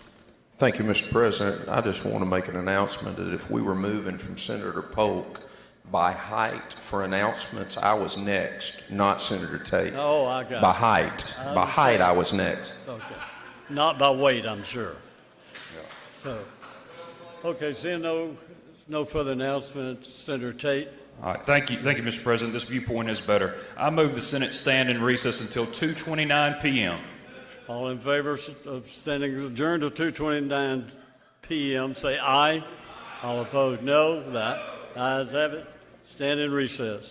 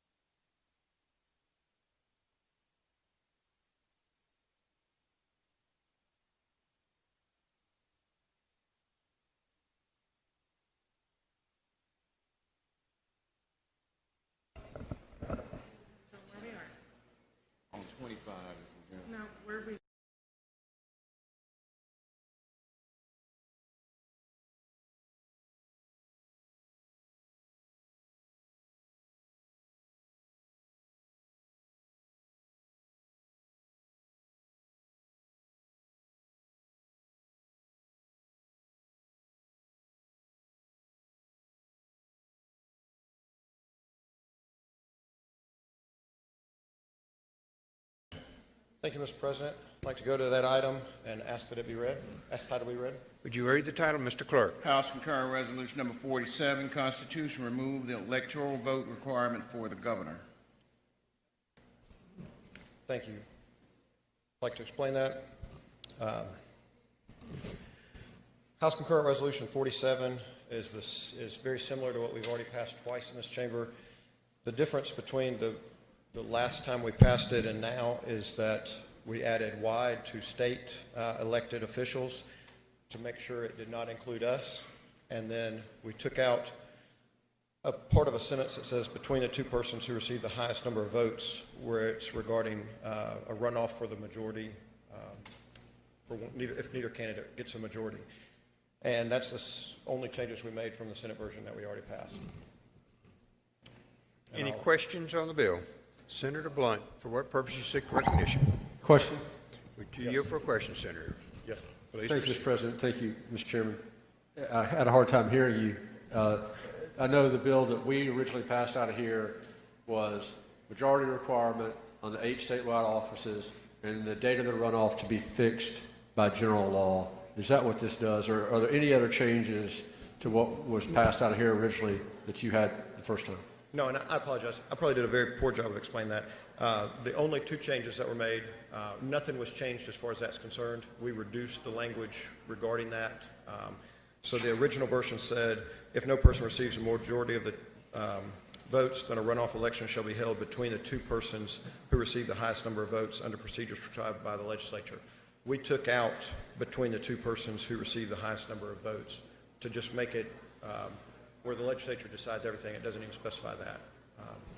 So does the version that I'm trying to read on the screen here say, let's say one candidate gets 49%, one candidate gets 48%, yes. One candidate gets 3%, yes. And the runoff is between the top 2 candidates? Yes, but that's not specified in the Constitution. That'll just be based on law. But okay, yes. All right. Thank you, Mr. Chairman. Thank you. Senator Kirby, for what purpose you seek recognition? Thank you, Mr. President. I'd like to call a Rules Committee meeting immediately in front of the chamber near the Secretary's desk. Rules Committee meeting in front of the chamber next to the Secretary. Senator Bryan, for what purpose you seek recognition? I'd just like to speak on the bill. Speak on the bill. Thank you very much, Senator. Other questions? Other questions? Seeing none. Senator Bryan, you're recognized to speak on the bill.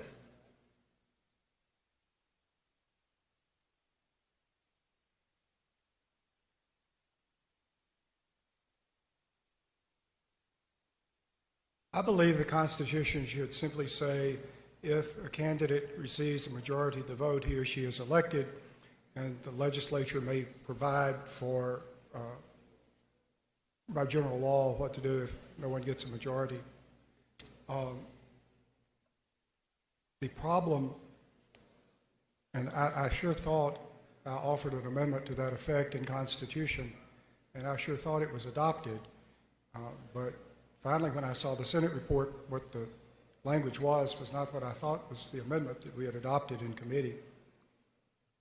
But I think by wording the amendment this way, we're tying the hands of future legislatures, and we're not allowing for what some other states are doing now. I'm not advocating this, I'm not opposing it, but in Maine, apparently, they have a feature of instant runoffs where you rank candidates, and if a candidate does not have a majority, then you count second place votes from the losing candidates until someone has a majority.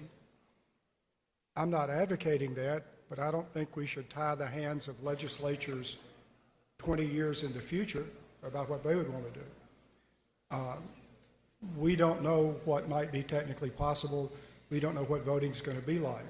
And I just don't think it's a good idea to put a requirement in the Constitution that there be a runoff.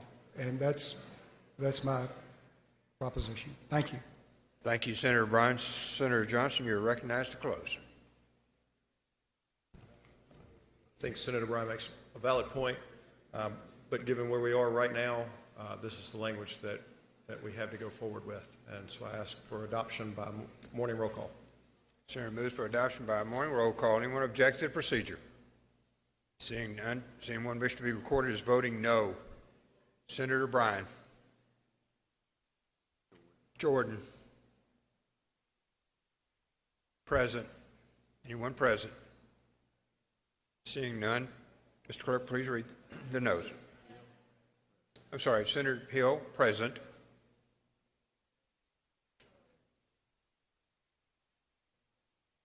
Okay, Mr. Clerk, please read the noes.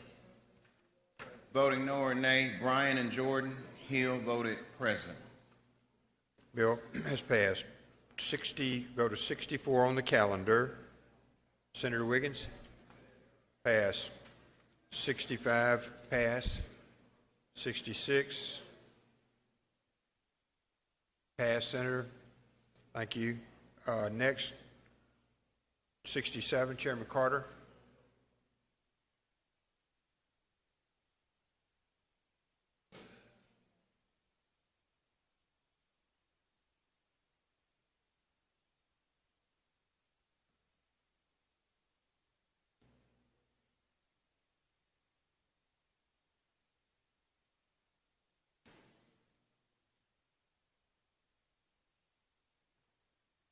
Thank you, Mr. President. I'd ask 67 be called up title read.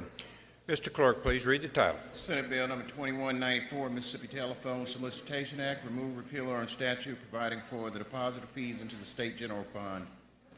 I move we adopt the conference report and be recognized to explain. Recognized to explain, Senator Carter. All we did in conference is we moved the repealer date till next year. When we were talking about moving the money from the general fund to the special fund, there were a lot of requests, and me and the chairman of appropriations needed a little more time. And so we're going to extend the repealer for 1 year, come back next year and talk about this. And I'd be happy to entertain any questions. Any questions? Seeing none, we're ready for your motion, Senator. Passes on morning roll call. Passes by the morning roll call. Anyone object to the procedure? Anyone wish to be recorded as voting no? Anyone present? Seeing none, morning roll call is granted. Bill passed. Mr. Clerk, 68. Chairman Turner Ford.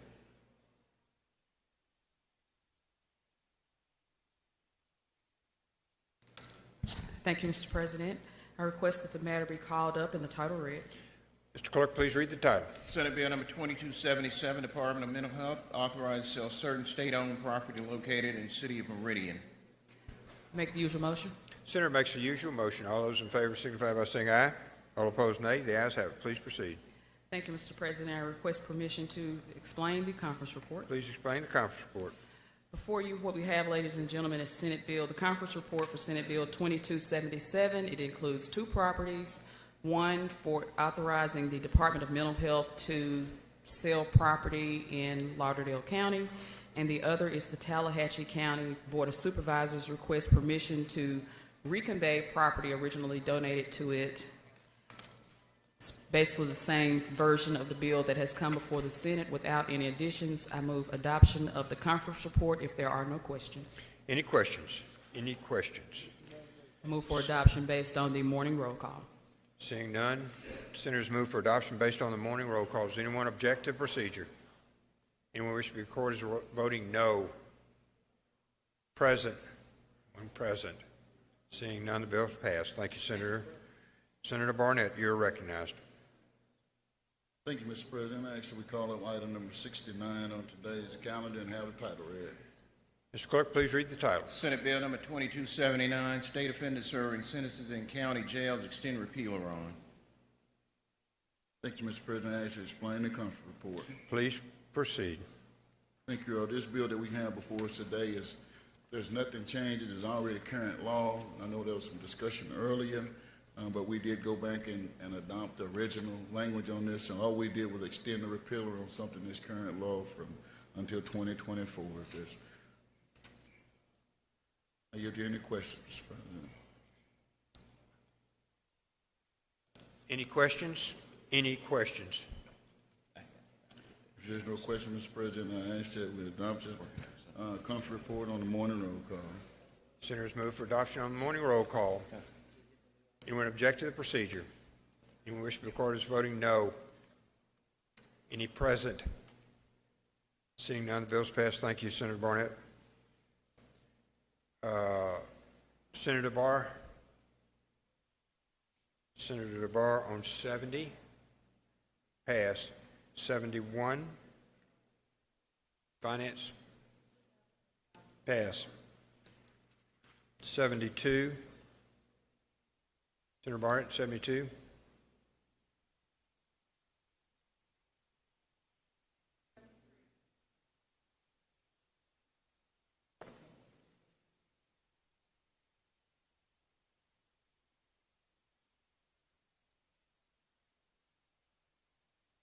You good on 72? What about 73?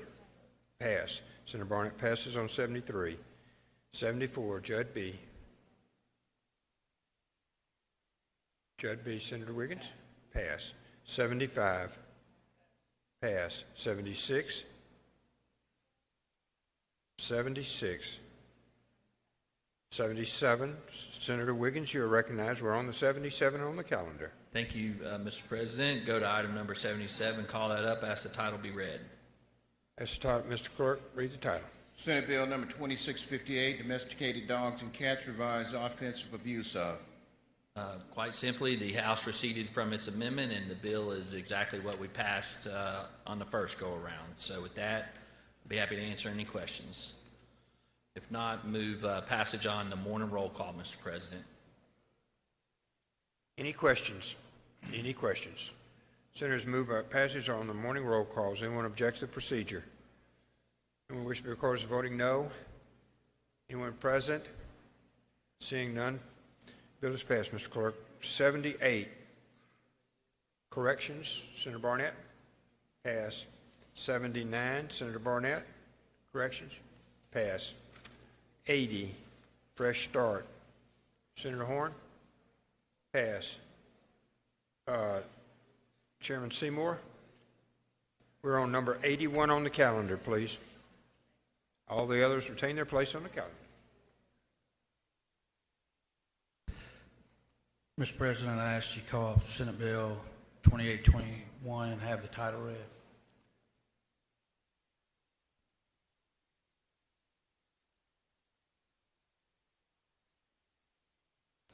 Mr. Clerk, please read the title. Senate Bill number 2821, venue for actions against members of the Mississippi National Guard should be brought in state military court. Motion is to recommit for further conference.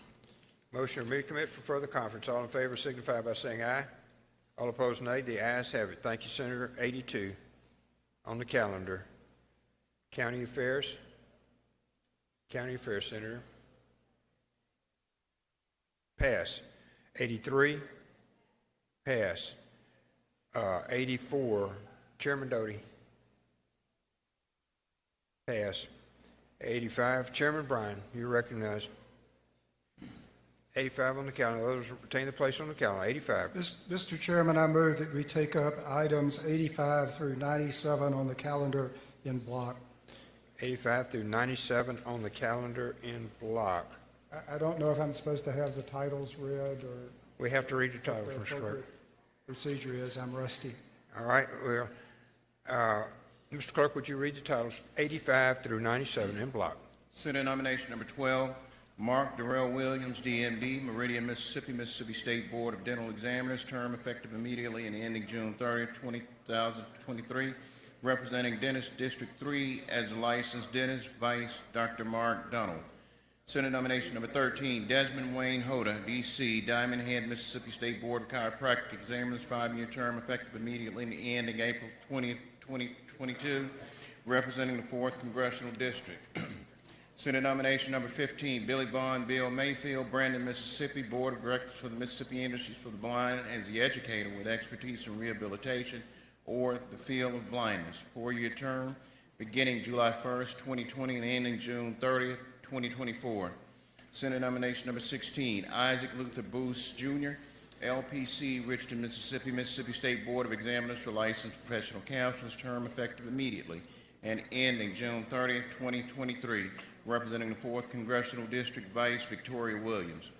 Senate nomination number 24, Anthony Charles Tony Waits, Prentice, Mississippi, State Board of Pharmacy as the 4th Congressional District Representative, 5-year term beginning July 2nd, 2020 and ending July 1st, 2025. Senate nomination number 25, Ronnie Bagwell Jr., Brandon, Mississippi, State Board of Pharmacy as a pharmacist at large holding an institutional permit, 5-year term beginning July 2nd, 2020 and ending July 1st, 2025.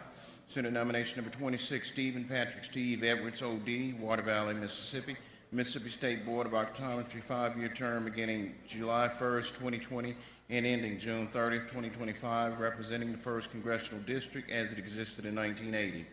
Senate nomination number 29, Benny Lee Atkins, Philadelphia, Mississippi State Board of Bar Examiners as at-large representative, 4-year term beginning July 1st, 2020 and ending June 30th, 2024. Senate nomination number 30, Dr. Elizabeth Ann Beth Tennant, Hattiesburg, Mississippi, Mississippi State Board of Nursing Home Administrators as educator with expertise in the field of health care. 4-year term beginning July 1st, 2020 and ending June 30th, 2024.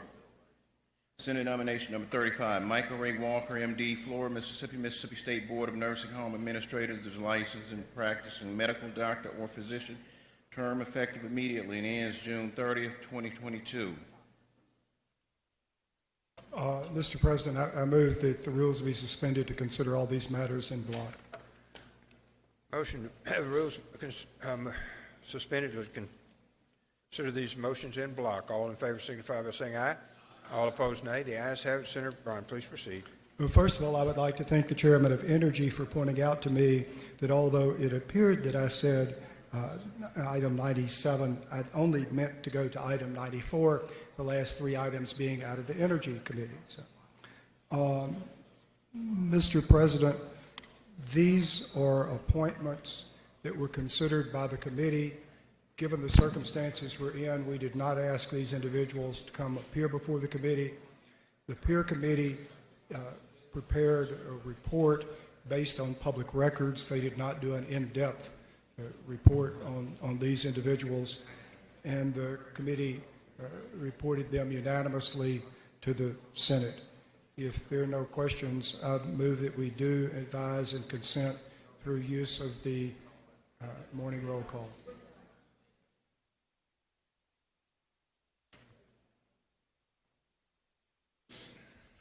Advise and consent based on the morning roll call.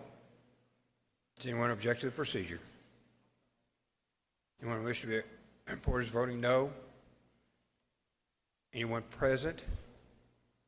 Seeing none, Ms. Clerk. 85 through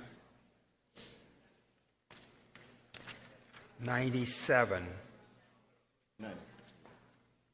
Through 94.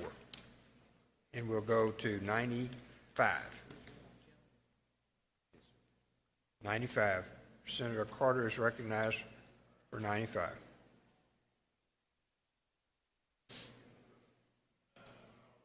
Thank you, Mr. President. I would like items 95 through 97 called up and taken up in block.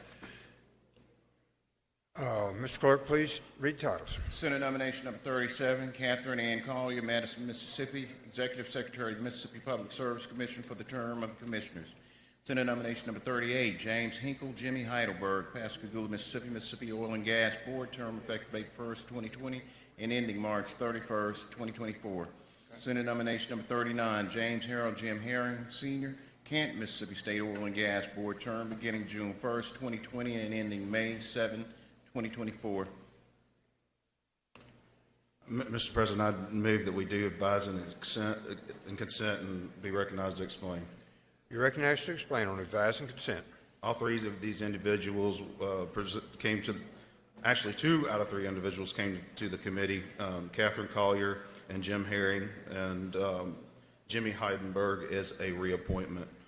They have all came very highly recommended, and move again on morning roll call. Any questions on the motion?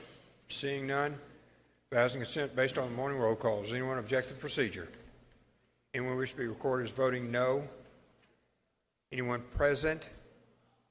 Seeing none, all 3 advise and consent. Mr. Heidelberg, Mr. Herring, Ms. Collier. All very good appointments, actually.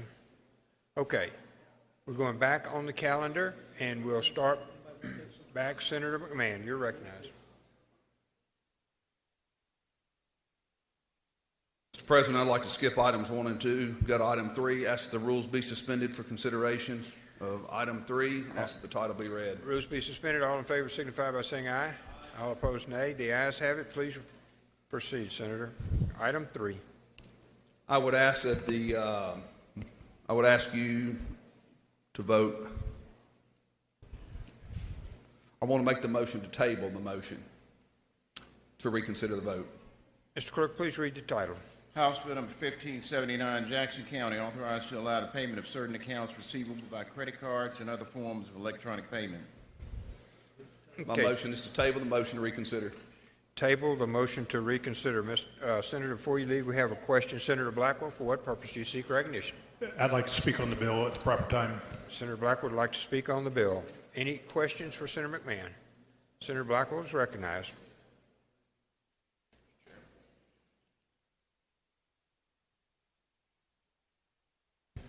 Thank you, Mr. President, Mr. Chairman. I ask that this bill to be held on a motion to reconsider so I could get up here and talk about it. I don't know how much you guys know, but for us to get a bill passed over in the House and local and private, all the members of the delegation have to agree on that particular bill. Unfortunately for DeSoto, we have some representatives who have strong positions on taxes and thus do not agree on our local and privates. We all were elected to come down here and represent our people. I can't do that. All of you can have your local and private bills passed. I can't. Senator Parker can't. Senator McClendon can't. And so I just wanted to draw attention to this. I don't have anything against the good people of Jackson, and certainly nothing against Representative Manley. He's a fine gentleman. I respect him well. I just held this on a motion so I could come up here and suggest that we might need to have a change of attitude, because I can't represent my county like you folks can. Thank you. Thank you, Senator. Anyone else speak on the bill? Senator Wiggins. Pass. Okay. Senator McMahon, we're ready now. My motion is to table the motion to reconsider. Motion made. And I ask you to vote aye. Motion made to table the motion to reconsider. All in favor signify by saying aye. Aye. Opposed, nay. The ayes have it. Thank you, Senator. I call up item 4 on today's calendar and ask that the title be read. Mr. Clerk, please read the title. I ask to suspend the rules to bring up item 4 on today's calendar. Motion has been made to suspend the rules. All in favor signify by saying aye. All opposed, nay. The ayes have it, Senator. I'd like to have the title read. Mr. Clerk, please read the title. Authorized contribution to various organizations. Okay. My motion is to table the motion to reconsider. Motion is to table the motion to reconsider. Any questions first? Any questions? Anyone want to speak on the bill? Motion's been made to table the motion to reconsider. All in favor signify by saying aye. Aye. All opposed, nay. The ayes have it. I yield, Mr. President. Thank you. Motion table. Okay, back on the calendar again. Any chairman? We are ready. Any chairman? Senator Harkins, you're recognized. Senator Harkins is recognized. Thank you, Mr. President. I'd like to go suspend the rules, skip. Let's see. Go to item 35. Suspend the rules, go to item 35, and have the title read. Motion's been made to suspend the rules. All in favor signify by saying aye. All opposed, no. The ayes have it. Mr. Clerk, please read the title. Senate Bill number 2596, alcoholic beverages, revised penalties for sale to minors. You're recognized to explain. Thank you, Mr. President. The bond bill we have before us now, I'm sorry, it's wrong bill. Actually, I'd like to move to adopt the conference report and recognize Senator Boyd to explain. Senator Boyd, you're recognized.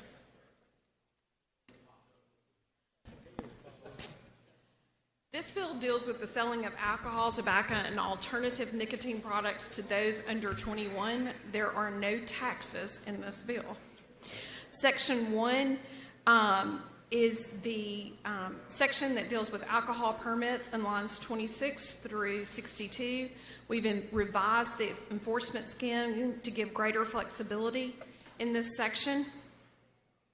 Section 2, it increases the penalties for alternative nicotine products sold near schools, ball fields, and youth centers, and then it increases the fines if controlled substances are found in those products close to those areas.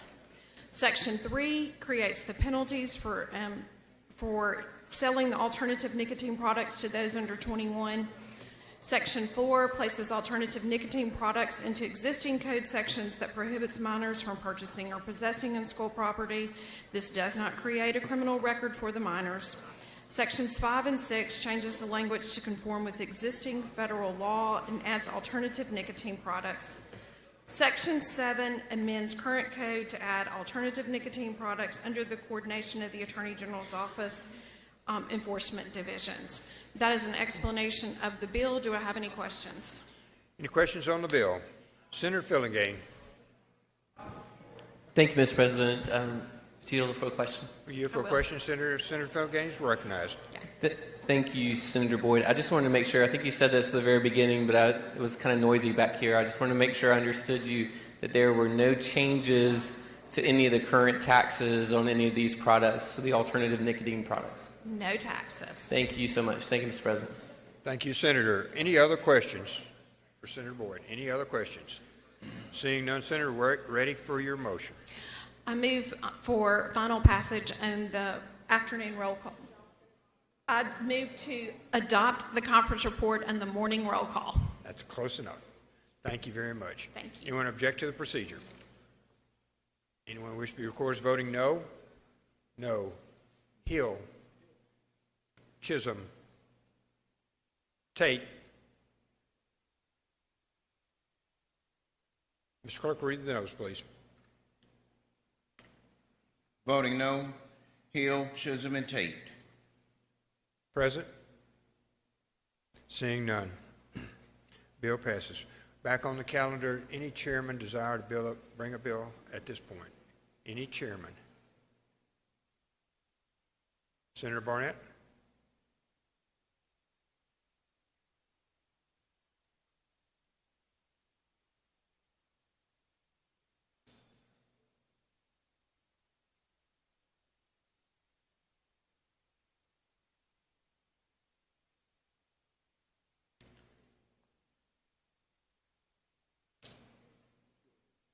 Pass.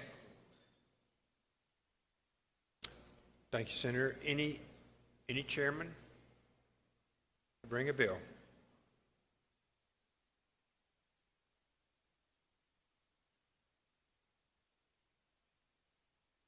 Okay. Senator Tate is recognized. Well, announcements, I'm sorry. Any announcements? Any announcements? Hold on, Senator, we're coming. Senator Harkins, you're recognized for announcement. Mr. President, actually it's a question of the chair. Is it the intent to break for a little while and then come back and take up bills on the calendar? It is. We intend to break for 1 hour to allow hopefully the final conference reports to be accomplished. And then we will return at 4 o'clock based on Senator Tate's motion. Senator Wiggins. Thank you. Thank you, Mr. President. This is to Judiciary B Committee. We will have meeting at 9 a.m. to take up a few House suffrage bills. So 9 a.m. tomorrow, House bills. Thank you, Senator. Senator Blackwell. Pass. Senator Carter, you're recognized for announcement. Thank you, Mr. President. The Energy Committee will have a quick meeting at 3:30 and 4:09. 4:09, Mr. Clerk. Senator Blunt, you're recognized for announcement. Thank you, Mr. President. I'd like to hold item number 61, House Bill 1521, on a motion to reconsider. 61 on a motion to reconsider, Mr. Clerk. Senator Wiggins. Thank you. Judiciary B will be in room 409 tomorrow. 409, Mr. Clerk. Other announcements Other announcements? Okay, Mr. Clerk, would you please read the announcements? The Energy Committee will meet today, 3:30 p.m. in room 409, and on Tuesday morning, 9 a.m., Judiciary Division B will meet in room 409. Okay. Any other announcements? All right, Senator Tate. Mr. President, I move the Senate stand in recess until 4 p.m. today. Stand in recess until 4 p.m. today. All in favor signify by saying aye. All opposed, nay. The ayes have it.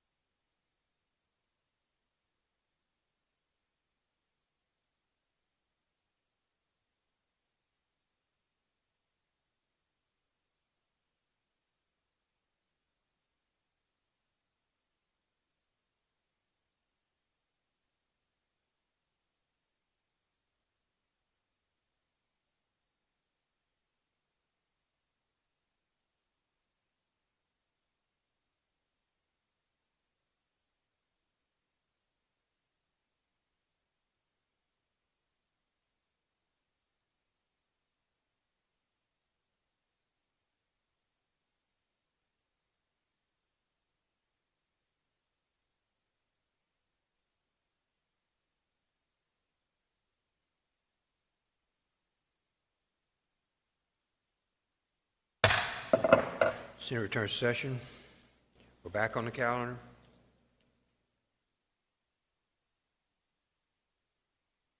Any chairman have a bill to bring up? Senator Carter.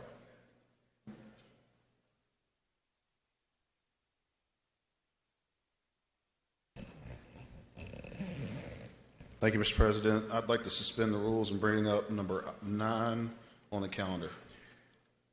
Senators asked to suspend the rules. All in favor signify by saying aye. All opposed, nay. The ayes have it. Number 9, Mr. Clerk, please read title. Senate Bill number 3046, COVID-19 Connectivity Act, enact. Make the usual motion. Well, no, I move that we concur, and I'd like to explain. Please explain. Before I get into this, look, there's been a lot of people involved in this process. I see Commissioner Presley up there, Commissioner Danny Maxwell have been very, very helpful, and I wanted to recognize them for helping me through this process. So I'll start off. In talking and speaking with my counterpart in the House, this Connectivity Act that we passed earlier, it's such a big piece of legislation. And there's a bunch of different components to it. So me and Chairman Bounds decided to break it off into 2 different pieces of legislation. One that just went through the Energy Committee today that we're going to continue to work on.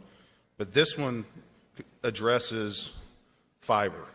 If you don't have fiber, you can't provide connectivity for devices. So Section 1, it transfers $65 million to Mississippi Electric Cooperative Broadband COVID-19 Grant Fund and transfers $10 million to COVID-19 Broadband Provider Grant Program Fund. Section 2 names it the Mississippi Electric Cooperative Broadband COVID-19 Act. Section 3, it states the legislative intent sets up Electric Cooperatives Broadband COVID-19 Grant Program Fund or Cooperative Program. It sets the COVID-19 Broadband Grant Program or General Program, provides certain definitions and sets a minimum speeds of 100 megabits per second, provides certain definitions and sets a minimum of, I was just repeating myself. It states that if on October 1st, if there are no obligated monies in either of the grant funds, then the remainder shall be transferred into the unemployment compensation fund. Section 4, it requires that the applicants applying for the funds must use those funds for immediate deployment of broadband services to unserved, underserved areas as determined by the PUS. States that cooperatives may only receive funds from the co-op program and that other broadband providers may only receive funds from the general program for primary applications. States that the PUS shall, and PUS is the public utility staff, shall identify unserved and underserved census blocks using the latest publicly available Federal Communications Commission broadband data. Further states that no single applicant can request census block info from the PUS for more than 3 counties and sets up deadlines for doing so. Purpose is to ensure the PUS can complete the necessary work pursuant to the deadlines. No need for PUS to pull up data for census blocks in all 82 counties, just those counties in which projects will be proposed. These require dollar-for-dollar match for the co-ops, so the grant set up at $6 million for a total of amount $12 million. We want to ensure that the money is spent in a timely manner. We may have lost some applicants because of the time constraints by the Department of Treasury, so this will allow a secondary application process to be submitted to an applicant to ensure all the appropriated monies are spent. Restates Treasury guidelines which CARES Act funds be spent on or spent on before December 30th, 2020. States applications for the grant program shall be submitted by July 17th, 2020. Establishes the application fee of 1.5% to the grant amount to be paid by the applicant into the Public Utility Staff Regulation Fund. Why this is important is we had $100,000 out there for them to run this program. It was determined by the public utility staff it wasn't enough, and so the co-op stepped up and are willing to pay application fee to make up the difference. It states that the applicants and Department of Finance, which primary applications when they're approved, requires DFA to distribute funds by July 31st, 2020. Establishes a process and criteria for resolving competing applications for the PUS for common census blocks. It requires applicants to send monthly project status reports, first being on September 15th, 2020, and monthly thereafter until the project is complete. It grants the public utility staff broad authority to investigate compliance with this act.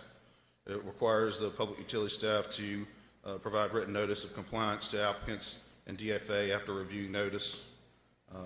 And that's essentially what this does. Now, in my bill, we had some language in there for the investor-owned utilities. We did take that language out.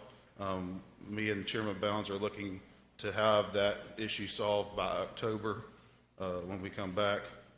But if there are any questions, I'll be happy to entertain them. Questions? Senator Bryan, for what purpose you seek recognition? Mr. President, I was just trying to get a copy of whatever it is we're voting on, but I think I finally got one. Thank you, Senator. Any other questions? Any other questions? Seeing none, Senator, we're ready for your motion. Move morning roll call. Adoption by use of the morning roll call. Does anyone object to that procedure? Anyone wish to be recorded as voting no? Present? Seeing none, the bill is passed. Mr. Clerk, we're back on the calendar. Anyone else have any matter on the calendar? One moment, please. Senator Barnett, you recognize, and then we'll get Senator Harkins.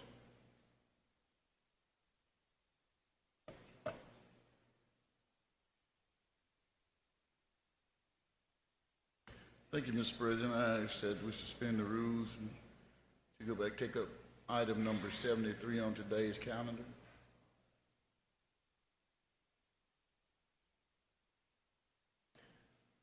Mr. Clerk, please read the title.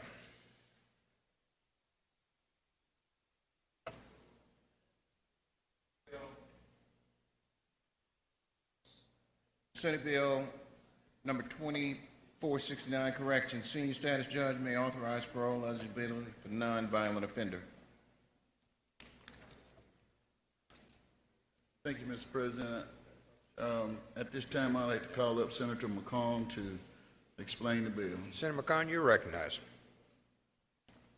Thank you, Mr. Chairman, Mr. President.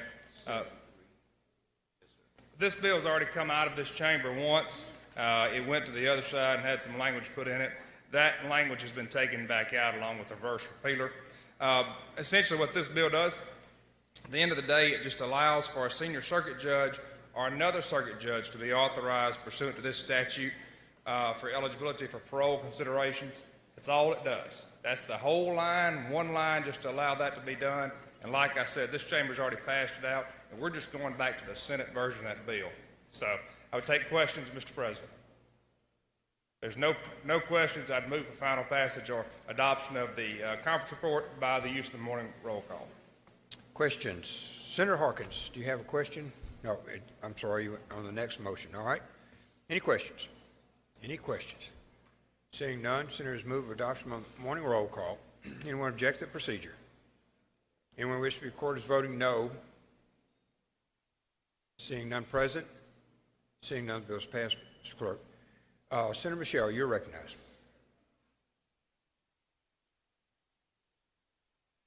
Thank you, Mr. President. I ask that we suspend the rules for immediate consideration of item number 50, House Bill 982. All those in favor signify by saying aye. All opposed, nay. The ayes have it. 52. Yes. Mr. Clerk, please read the title. House Bill number 982, non-adjudicated policy fee to be repealed on and revised distribution of. I move we recommit for further study, Mr. President. Thank you. Motion. Any questions? Motion been made to recommit. All in favor signify by saying aye. All opposed, nay. The ayes have it. The bill is recommitted. Back on the calendar for chairman. Back on the calendar for chairman.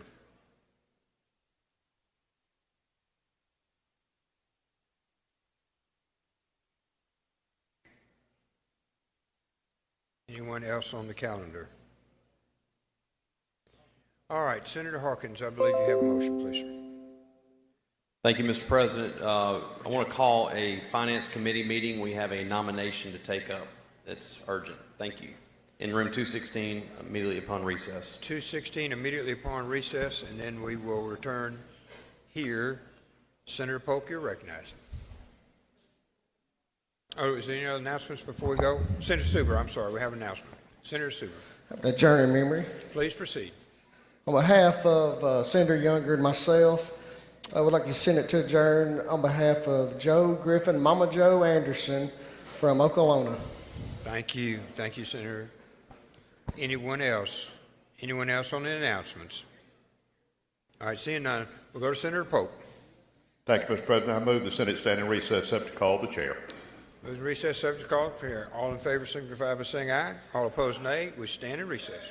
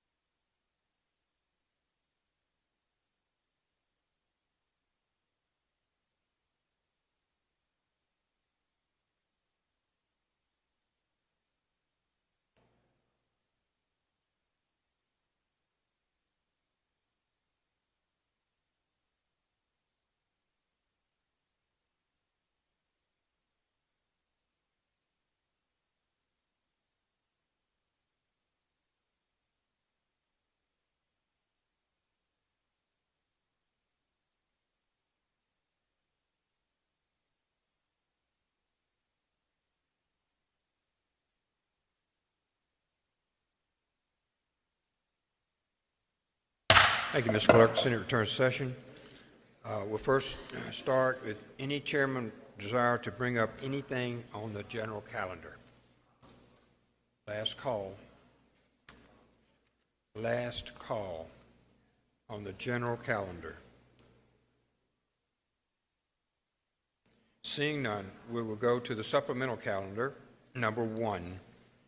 Recognize Senator Hobson. Thank you, Mr. President. I ask that all items on the supplemental calendar 1 through 6 retain their place, that we move to item 7 on the supplemental calendar and have the title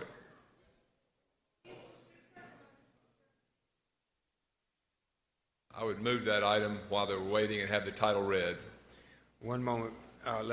She's passed them out now. 1 second on the supplemental calendar.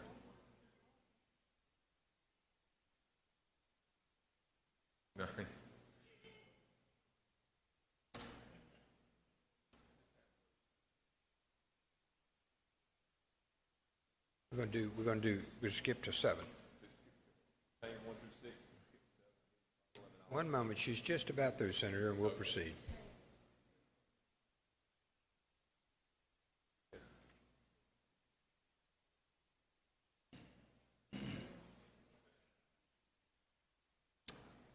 Supplemental calendar.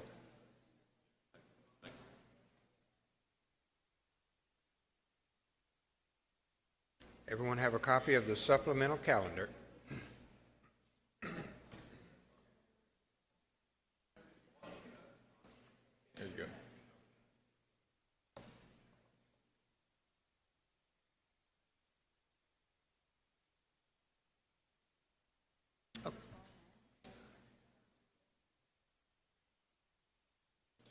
Okay, Senator, I think we're ready now. I think everyone has a copy of the supplemental calendar. Senator Hobson, you're recognized.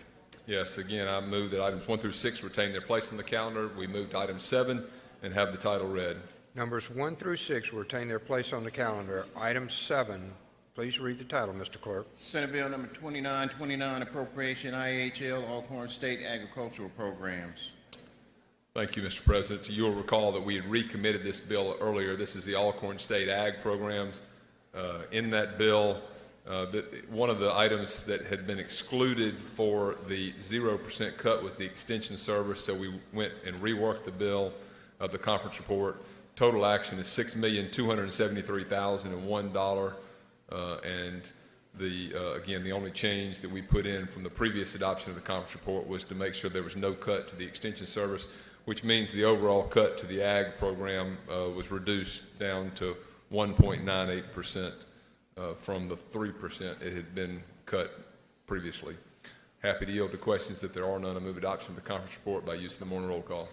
Senator Blunt, for what he passes. Sorry. Click your light off there. Any questions then? Any questions?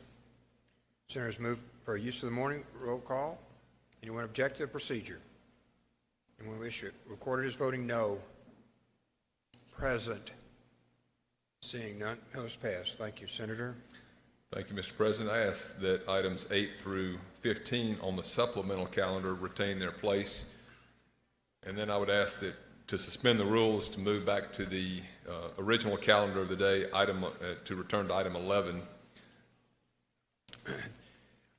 Suspend the rules. All in favor signify by saying aye. Aye. All opposed, nay. The ayes have it. Number 11, please. Thank you, Mr. President. I ask that we move to Let's read the title first. Everybody get on the same page. Mr. Clerk, please read the title. House Bill number 1700, appropriation Education Department of. My motion is that we reconsider the vote by which House Bill 1700 passed earlier today. Motion I'd like to explain. There were a couple of things that were left. This is the education budget, a few things that were left out that need to be replaced. A couple of things, something we added in late and didn't provide enough administrative money to support it. So I'd like to send this back to conference for further study and get these things hopefully corrected. The motion is that we recommit House Bill 1700 for further study. Any questions? Seeing none, motion to recommit. All in favor signify by saying aye. Aye. All opposed, nay. The ayes have it. Thank you, Thank you, Senator. Mr. President. Anything else, Senator? All right, we'll move to Senator Barnett. You're recognized for what purpose? Introduction of bill. Please proceed. Thank you, Mr. President. I ask that we suspend the rules and go to item number 79 on today's calendar and have that title read. Motion to suspend the rules. All in favor signify by saying aye. All opposed, no. The ayes have it. We're on 79 on the calendar. Okay, thank you, Mr. President. This is a committee. Page 10. I'm sorry, can please have the title read? Mr. Clerk, please read the title. Senate Bill number 2696, corrections, revised qualifications for commissioner and bring forward sections on parole and jails. Thank you, Mr. President. This is a comfort report that the House and the Senate agreed upon. This is some simple language, giving the governor the authority to, number one, appoint the commissioner, number two, instructions on to how the commissioners to serve and conduct the role, as well as the pay and bond issues for the commissioner. This was something that was asked for by the governor's office, and everyone that was on the conference agreed to this language, and so I yield to any questions. If there's no question, I ask that we pass this by the use of the morning roll call. There are questions. Senator Hill, for what purpose you seek recognition? Just a question. I couldn't hear very well. The only thing in this conference report is dealing with the qualifications of the commissioner. What is it to do with the sections on parole and jails? What has that got to do with? I'm trying to follow this. Well, if you remember, Senator, when we had the before we had this report before us, it dealt with the parole and the jails. That was some language that were added, and I think and that language has been removed. So we did a strike all on that and went back to the original language that was proposed originally for the qualifications and for the commissioner. Language, is that what you're saying? Back to the original Senate language? Yes. Okay. Thank you, Senator Hill. Any other questions? Any other questions? Seeing none, we're ready, Senator, for your motion. Motion use of passage of the committee report by the use of the morning roll. Conference report, I'm sorry, by the use of the morning roll call. Use of morning roll call has been requested. Any senator object to the procedure? Anyone wish to be recorded as voting no? Any present? Seeing none, the bill is passed. Senator, we're back to you. Thank you, Mr. President. I ask that we go to item number 47. We have to suspend the rules first, Senator. Suspend the rules. Suspending the rules and move to item number 47 on today's calendar. Motion is to suspend the rules. All in favor signify by saying aye. All opposed, nay. The ayes have it. We'll go to item 45, Senator. I ask that have the title read, please. Item 45, Senator. 47, Senator. Mr. Clerk, please read the title. 47. House Bill number 685, state offenders, extend repeal on authority housing county jails when state space is unavailable. Thank you, Mr. President. I ask that Senator Sparks present the bill. Senator Sparks, you're recognized. Thank you, Mr. President. Thank you, Mr. Chairman. House Bill 685. Thank you all. I appreciate that. Feels like Survivor. I'm just trying not to get voted off the island. But this is House Bill 685. It does a lot of good things as we look at managing our correction system, particularly with our county jails. In Section 1, it's the same language in subsection A. In B, we're reenacting language. This is where a sheriff or a president of a board of supervisor may request a specific inmate to serve some of their time or all of their time in the county jail. This is the circumstance where it is on the county's expense. It does not go to the state's expense. So that is reenacted language. In Section 2, of course, we deal with the other way that we have state prisoners, which is a lack of capacity. That's when MDOC requests prisoners, and they would go back into the county situation. Anytime there's a problem on either one of these, the sheriff may request a removal. And in Section 2, which is 475903, we tell which persons can serve in a county jail, and I think there were a few questions on this the last time, but the person must be classified, and they cannot be a close custody type inmate, so we're not going to send close custody inmates back to the county jails. In addition to that,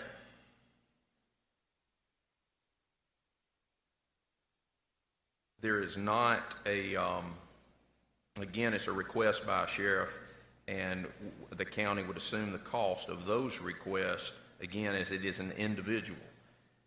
There's no liability to the state as far as housing those inmates at that time.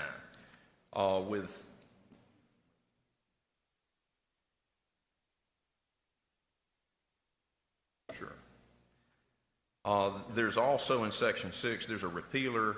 This would stand repealed July 1, 2020, and in fact, 2024, it would extend this repealer. Now, when a county requests an inmate, MDOC does not have to send. That is not a shall. That is simply a request. So there's three different ways you can get there. You can get there by physical space not available at MDOC. You can get there by request of the Board of Supervisors or the sheriff. And then the final part we'll deal with in one of the later sections. In Section 7, there is a Deputy Commissioner for Programs, Education, Reentry, and Vocational Rehabilitation. This position will be created within MDOC. So much of what we're trying to do is rehabilitative as we listen to the new commissioner discuss those issues. So there's going to be someone that is focused in that particular regard with reentry, with education, and it also lays out their requirements, which is a master's degree in counseling or a bachelor's degree with 6 years of field experience. We also will have a assistant to the parole board. Again, this is someone that would work with corrections to make sure that we're handling the parole situations in a timely and effective fashion. In Section 8, we deal with transitional reentry center beds. Now, this is one of the things is we have people who receive parole. From time to time, they have no address to go to. And we have, this is current law, that we have at least 100 beds. We have given them authority to go up to an additional amount, as much as 800. But again, that is not to maintain. It is only as needed. And then finally, in subsection F of that section, a deputy commissioner would be given authority to operate as a peace officer in their normal duties in transport, if there was a recapture and escape of someone that was being detained, but then also that within the facility, that would be throughout the state, but within the facility, if they're certified law enforcement standards, they will have powers to make arrests, serve and execute search warrants as it relates to that job. Finally, Section 9, which is deals with the third way that we can get county inmates. The county can request inmates for a state-county work program. This is where the state will pay $20 a day as it relates to that, and again, there are restrictions on who can come. Each person that would go to the county has to go through the classification process and be classified properly to be there. So that's an explanation of the bill, and I would yield to any questions at this time.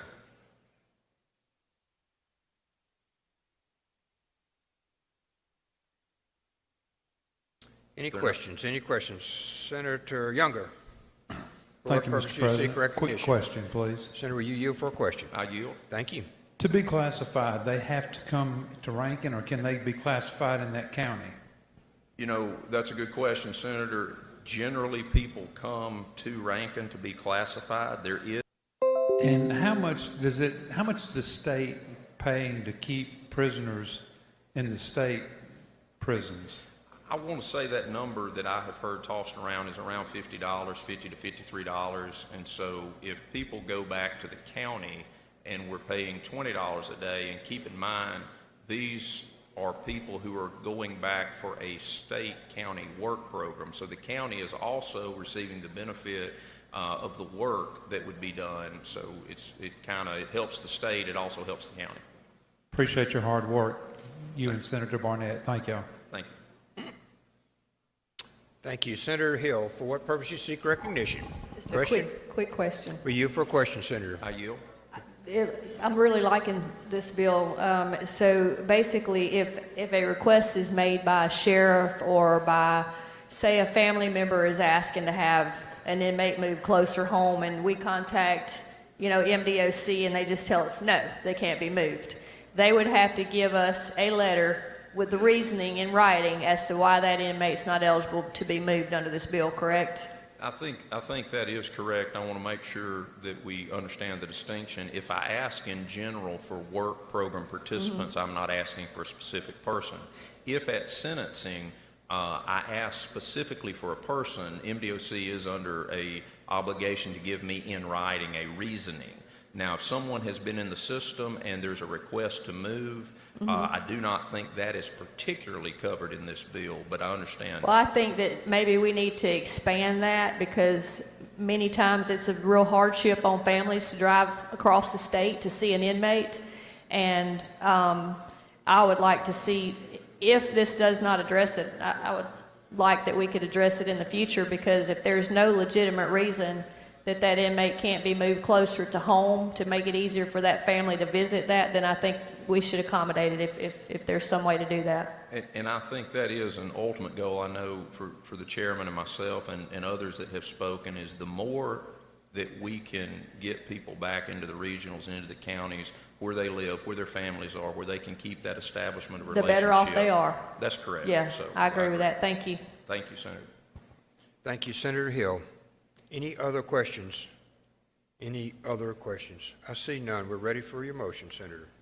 Mr. President, I would move that we adopt the conference committee report on the morning roll call. Senators, move for use of the morning roll call. Does anyone object to that procedure? Anyone wish to record as voting no? Present. Seeing none, the bill is passed, Mr. Clerk. Thank you very much, Senator Sparks. Thank you. We'll now go, Senator Harkins, you're recognized. Thank you, Mr. President. I'd like to suspend the rules for the immediate consideration of Senate nomination number 42. Motion to suspend the rules. All in favor signify by saying aye. Aye. All opposed, no. Mr. Clerk, please read the report. Report of the Committee on Finance. Mr. President, the following appointment has had the consideration of the above-named committee, and I am instructed to report it with the following recommendation. Senate nomination number 42, William Lamar Bill Freeman, Jr., Newton, Mississippi, Mississippi Business Finance Corporation, term effective June 5th, 2020, and ending March 31st, 2026. Mr. President, General Freeman is a reappointment to the board. He has served on this board, is currently serving on this board, and Peer did not locate any derogatory information in his background, and he is definitely an asset to this this board, and the committee made the motion, and we do advise the consent. That is my motion now. We do advise the consent on Senate nomination number 42. By use of the morning roll call. By use of the morning roll call, yes, thank you.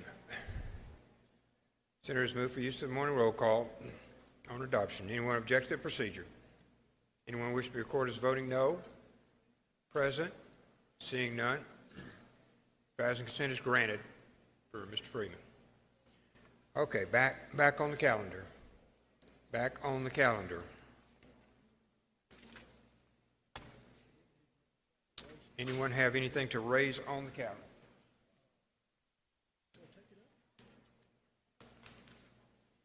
We all good?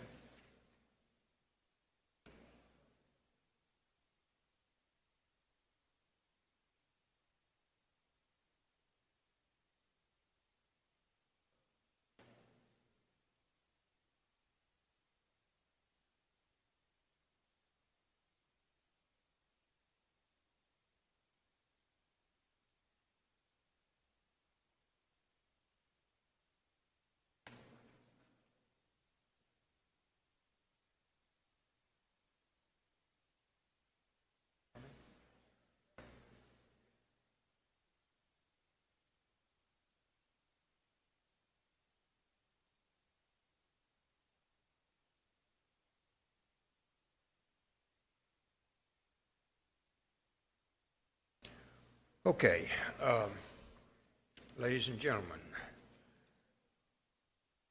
are there any announcements? Any announcements? Senator Fillingane, you're recognized for an announcement. Thank you, Mr. President. The Highways and Transportation Committee will have a very brief meeting to take up one COVID-related bill right after we adjourn in room 409. 409, Mr. Clerk. Any other announcements? Seeing none, Mr. Clerk, we have one announcement. You repeat, please.